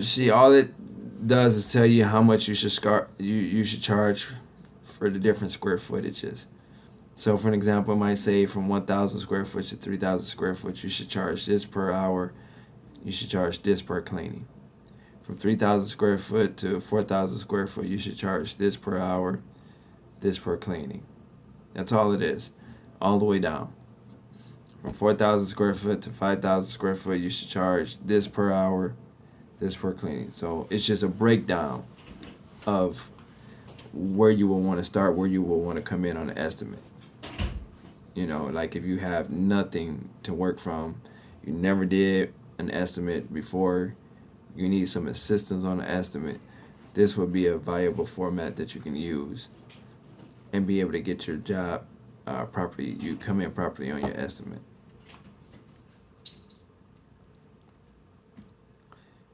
With my particular sheet, you could, depending on your area, you can always mark it up or you can mark it down.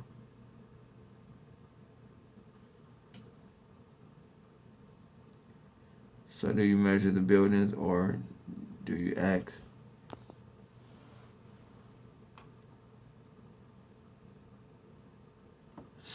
No, I just get the total square footage, dude. I don't make my job much harder. I get the total square footage.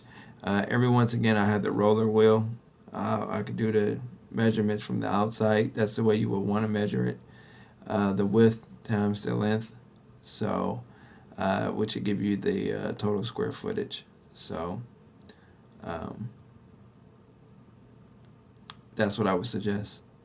And that's just a roller wheel. You can order that on Amazon. You can go to you can type in janitor measuring wheel. You can order it right off Amazon, right off of different websites. It's not, it doesn't cost too much. It's always nice to have, even if you don't use it, it's nice to have. So, you can use that format. But if we just go on my sheet, I just figure what's the square footage of the building, go to my sheet. So if they say this building is, so if they say this building is, oh shit, excuse my French, you guys, but my phone is about to go dead, and I can't have that.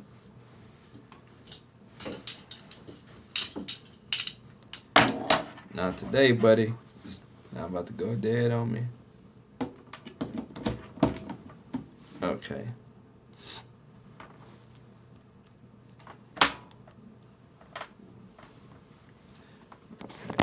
Let's see here.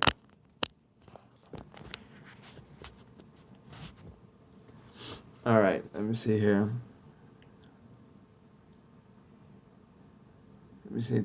Thanks for all you do for the cleaning community, Fabio. I'm signing off. I'm way over budget. Take care. Contact me sometimes. All right, dude. Leave your number in my email, Cameron. bookfabiohart@gmail.com. bookfabiohart@gmail.com. I'll talk to you, especially, and you're in Ohio too, so you're in my state. Damn, I measure buildings from the inside by a road hallway. I have a wheel.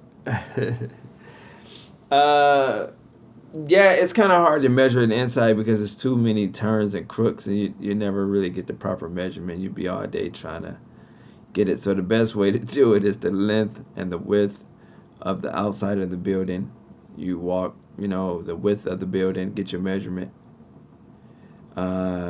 You walk the length of the width. I said the width. Yeah, you walk the length of get your measurement. You multiply that times each other. That'll give you your square footage. And that's just of the building itself.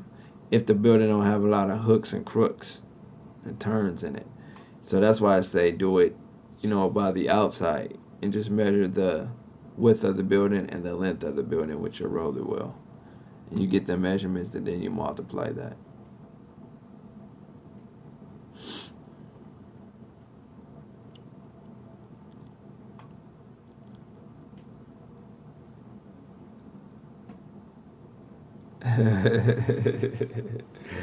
Yeah, that's how you do it, dude. You just do it from the outside. Just walk the outside, the width of the building, and the length of the building. And when you get those two measurements, then go ahead and multiply, and then it'll give you an approximation on a square foot. I mean, you might be a little over, a little under, but it'll give you an idea, so.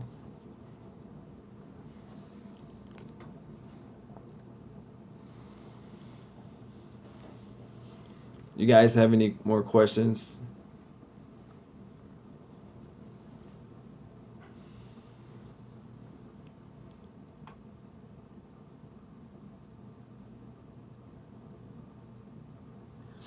You said, what you mean when you say how long do I make my contract for? Like how many pages? My contract is 1 page.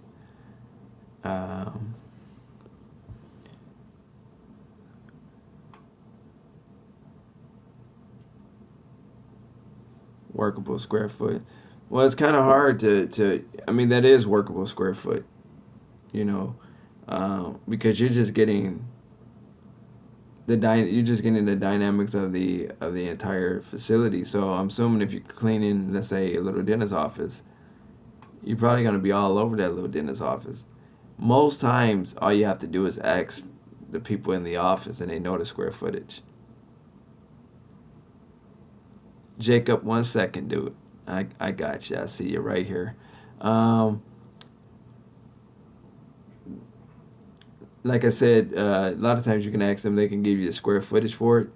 And then at that point, all you have to do is just go ahead and, use that with your estimate breakdown. But like I say, outside of that, I would just use the rolling wheel for the outside. And because, like I say, it's just too hard with the many turns and stuff. You'd be all day trying to get the proper the proper measurements that you need to give them a proper estimate.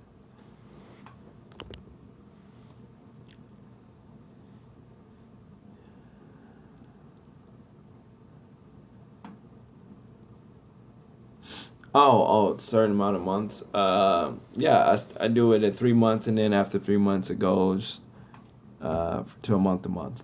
So I lock them in for 3 months, Jacob, and after that is month to month. I would suggest if you're gonna do it, I would suggest that you do it, for 3 to 6 months, because a lot of times people, Jacob, they don't like to be locked in for a long, considerable amount of time. So I would lock them in for a 6 month agreement. And then after 6 months, I mean, you can do a year. I'm not telling you don't do a year or whatever. You can do whatever you want. But a lot of times people kind of get nervous when you're trying to lock them in for a long time. So I lock mine in for 3 months. And then after that, it's month to month. As long as you do good work, they're not going to get rid of you anyway. So it would be no reason to break that agreement.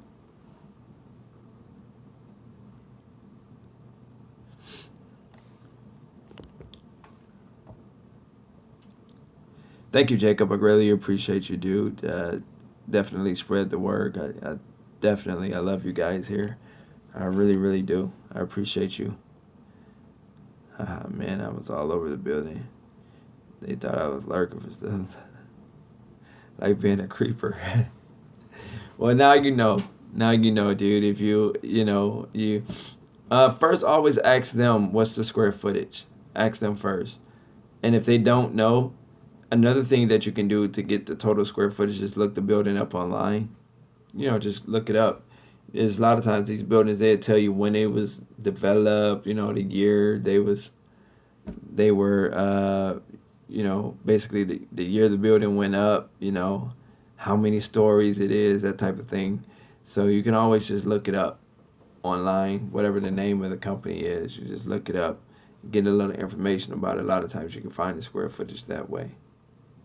That's if they don't know the square footage. A lot of times they do know, but if they don't, then you can look it up online, get the square footage, and then go from that way. Or you can still use your estimate wheel, your measuring wheel.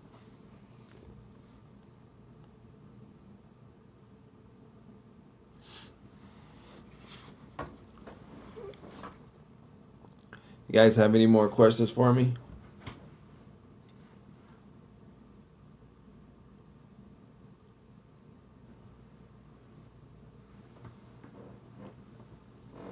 No problem, no problem.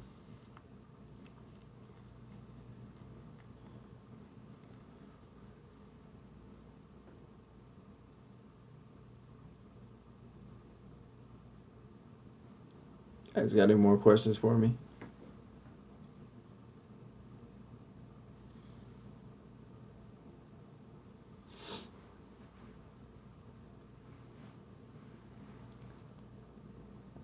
Let me ask you guys this. I want you to thumbs it up with the little thumbs up icon, the emoji or whatever they call it.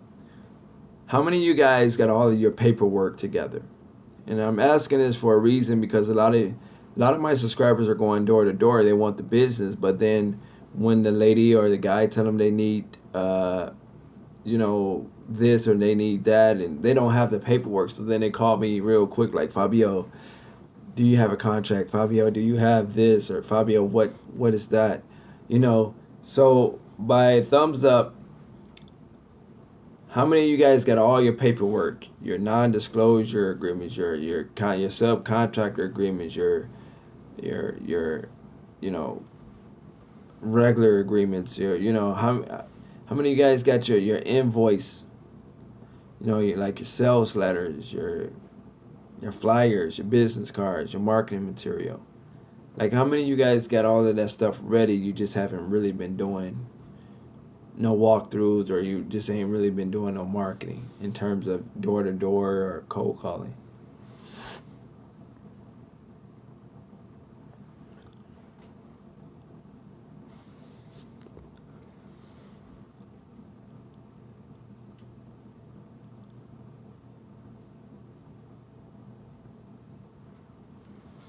Okay.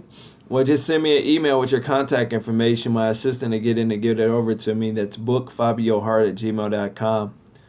That's bookfabiohart@gmail.com. My forms are, like for sale, but I can give you, if you're trying to purchase something from me, I can give you a considerable discount. I'll sell you my whole package, all my forms together, one big package. Put it together for you, make it work for you, and give you a good deal on it. But or if you're just looking for some information on the type of forms and etc., then go ahead, email me, bookfabiohart@gmail.com. That's bookfabiohart@gmail.com. Bookfabiohart@gmail.com. BOOKF like Frank, A like Apple, B like boy, IOHART@gmail.com. That's for you, Lewis.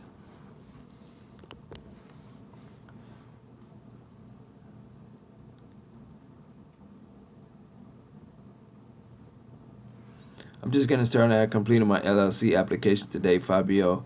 I tried searching for you on Facebook, but I couldn't find you. I'd like to follow you if you do live. Yes, I do live. Uh, uh, Shoot me an email. Jacob.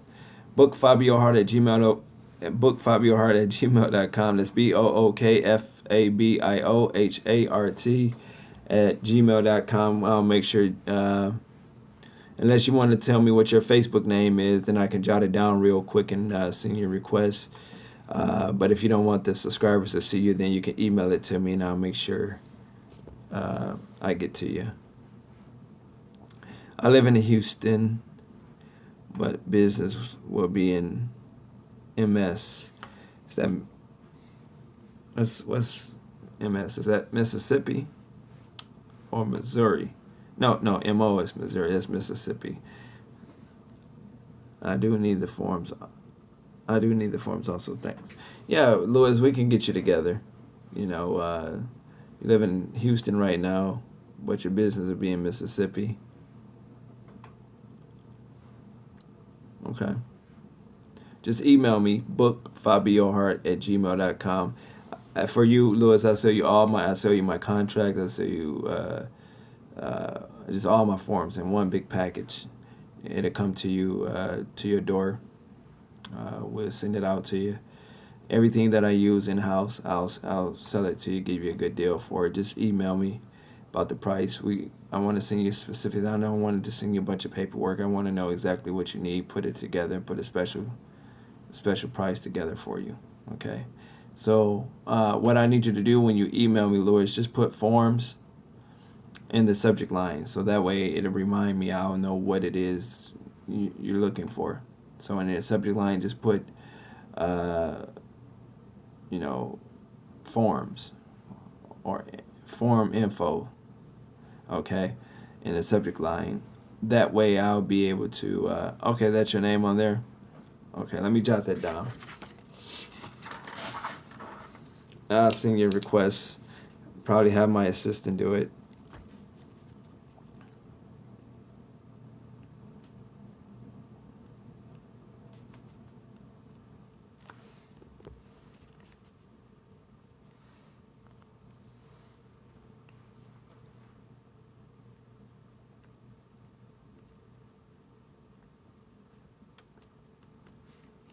Okay.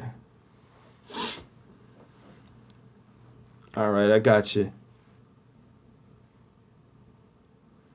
I got you down.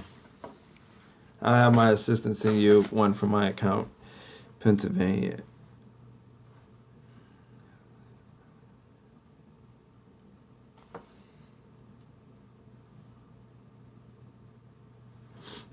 Oh, you're in Pennsylvania? That's what you're telling me? Okay. I made a note.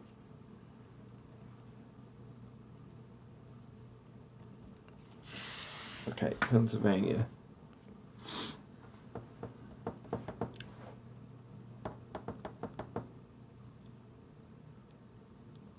You guys got any more questions for me?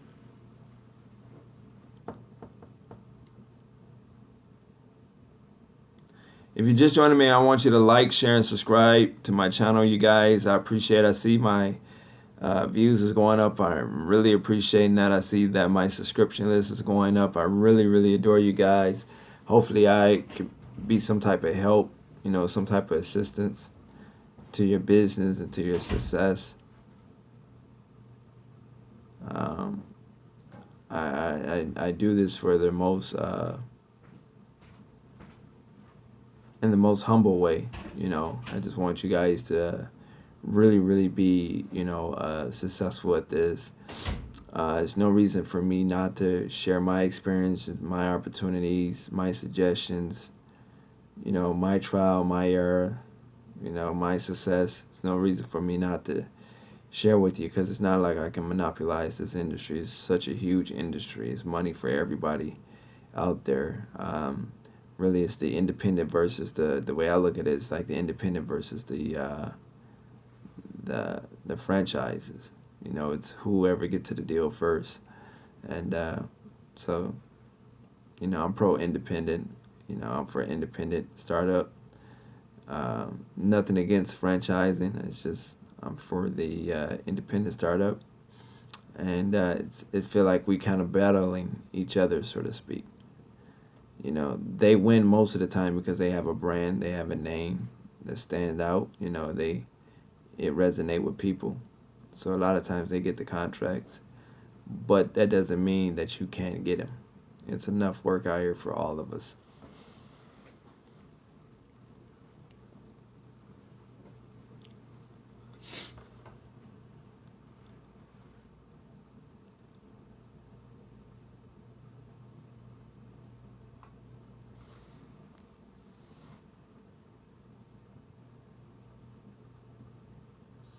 Nope, you can use your own car. Don't need a company logo. My car don't have a company logo. I have magnets, like on the side, but most times I don't even put those on there. So I just use my vehicle, drive right up, park, get out, go in, talk to them, leave, right? Do walkthroughs, whatever the case is. Come right back out, go in the same car, take off. So that should be fine. As you grow, you might want to, get a little bit more fancier with it if you want, but in the very beginning, it's not a must.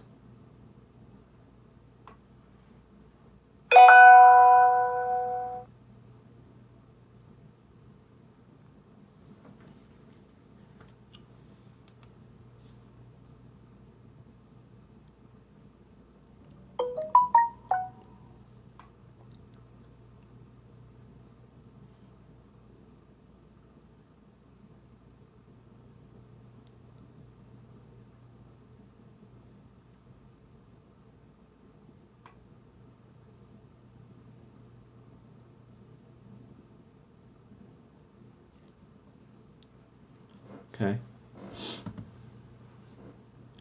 Guys, have any more questions for me? I want to make sure I get them answered because I want you guys to win. Okay.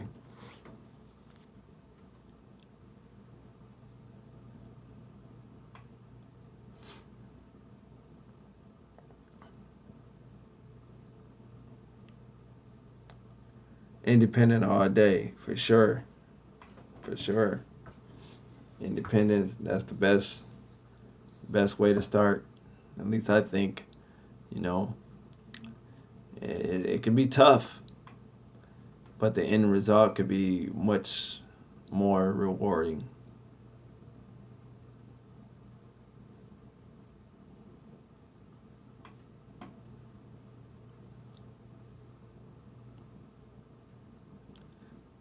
You guys have any more questions? Anything that we haven't covered that we need to cover?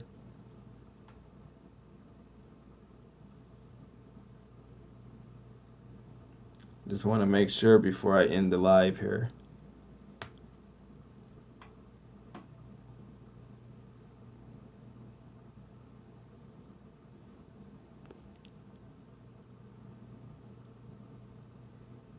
Yeah, you can share the video. Yeah, we can share the video or any one of my videos on your Facebook or whatever, I greatly appreciate that. Share the live or whatever the case, you know.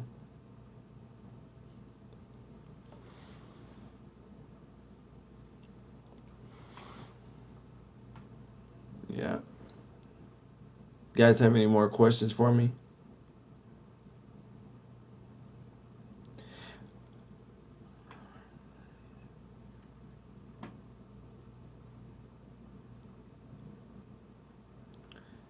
That'll be easy. I could help you with. Well, I won't say easy, but I could definitely help you and give you some pointers on that too, Lewis.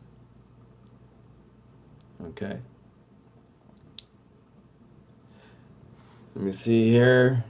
It looks like that's it. Um,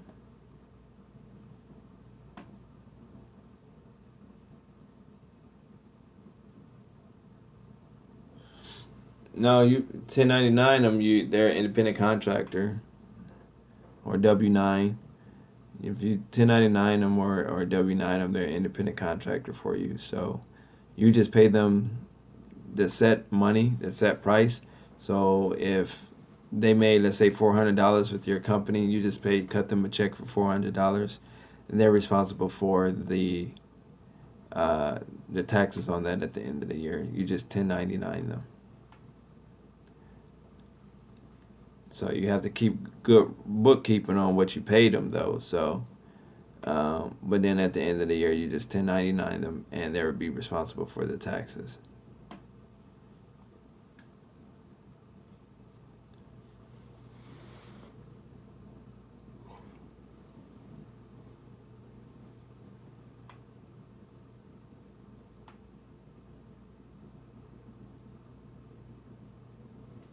Okay, not a problem, not a problem, Jacob. Hopefully you come to many more lives and get your questions answered. And no, you're not annoying at all, dude. Not annoying. That's what I'm here for. You're not annoying at all. That's what I'm here for. I just want to make sure that you have a clear understanding on any given topic, on whatever it is you're supposed to be doing, whatever it is you're trying to do. I just want to make sure that you understand it. So you have real world information. You can really go out here in the marketplace and really make it happen without any shadow of any doubt.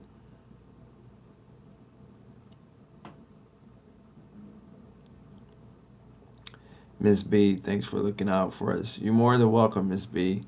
The pleasure is definitely all mine. Like I say, I truly want to see you guys win. Um, sometimes I think I want to see you guys win more than you guys want to see, yourselves win. But it's just the stuff that I share here on my channel is just so powerful if it's just used. But it has to be consistent. I tell people all the time, it has to be consistent. Nothing happened overnight, okay? And if it does, it doesn't last long.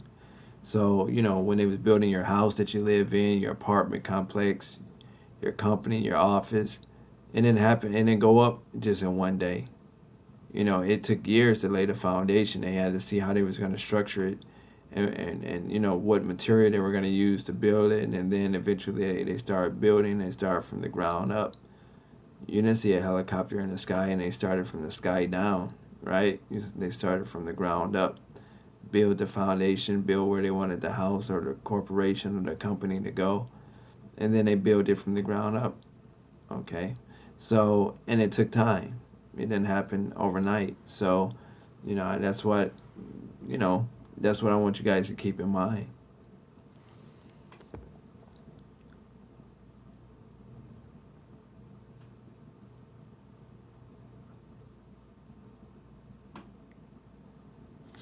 Oh, there's no hopefully to it, Jacob. It definitely will change your life around. You can make more or less. The money that you can make in this industry is absolutely insane and very, very quickly with just the minimum knowledge. You're going to bump your head now. I'm not trying to say that it's going to be perfect and it's going to be a cakewalk. It's not. You're going to bump your head when you're getting started. There's a lot of stuff that I can't foresee for you that you can't even foresee for yourself. And the same thing happens with me. I have a lot of unique situations from account to account. That's why I try to share every single thing. So if I bump my head, I try to, pay it back by letting you guys know that this is a possibility. If you do this or if you do that, this may or may not happen. But in case it does, you're fully aware. So that's why I share a lot of my experiences on here. That's why I go like I'm at 2 hours and 15 seconds, 15 minutes, I should say. And, that's why I go so long. I truly want to make sure that you guys have all the equipment, all the knowledge, everything that I know that I can help you guys get that first deal. Because once you get that first deal, everything else seems to run a little smoother. You know, I got guys that, I get letters all the time, emails and text messages all the time where people watch my videos. They may or may not ordered anything from me, but they doing absolutely fantastic just watching my videos on a consistent basis. Some people, some people say they wake up to my videos. Some people say they go to sleep to my videos, and I'm really, really grateful for that because it really wasn't a Fabio Hart around when I started it. My business back in 2012. It really wasn't. And I mean, you had guys on the internet talking about cleaning, but they wasn't going to the extent and to the level that I go into it. So, and that's because I want to see you guys succeed. I enjoy when I get letters like that. Hey Fabio, thanks to you, I got my first $1,000 account, or I got my first this and my first that, or Fabio, I got a small account. It's a start, but hey, it was better than nothing. So I enjoy that. It's just about sticking to your plan. That's absolutely right, and being patient. And being patient in life. Yeah, patient. You can't be too patient though. But yeah, not many people want to help others the way you do. Yeah, yeah. I want to see you guys win. I want to see you guys win because when I started it was 2012. It was tough. It took me. I wanted to get my first account in 60 days. I got it in 90 days. It took me 90 days to get one account, and I got a guy right here. I just told you about this guy the other day. He just joined my lead generation program, right? For $300, just joined my lead generation program, and he's already up $6,000 watching my YouTube channel. Just why he was like, dude, I was going crazy on you. I was taking notes. Everything that you said, I would highlight. He had different color highlighters and things like that. He's going through it and making notes, and he followed it to a science. But he was consistent. See, I gave him the information by video. He took the information I gave him. He believed in it so wholeheartedly that he took action on it, and he kept taking action on it. So in 30 days, he got up $6,000. He haven't even got his first check yet. But that's what all his accounts combined. That's what's going to bring him in, $6,000, right? So that's amazing, especially considering that I only made $300 in 90 days. Like that was my first account was like $300. So, I want to see you guys win.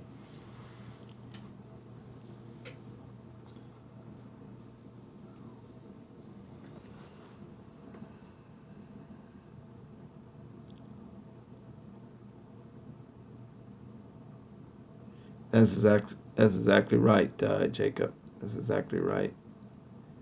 All right, you guys. It was nice talking to you. If you guys need to email me for whatever reason, just put in the subject matter in the subject line, whatever it is you need. If you're trying to inquire about something that I offer, like my coaching is $75 an hour.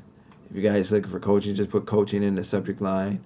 Whatever the case is, if you just got a question, if you need help on a bid, just put need help on a contract or on a bid, or whatever the case is, right? I'll be more than happy to email you guys back.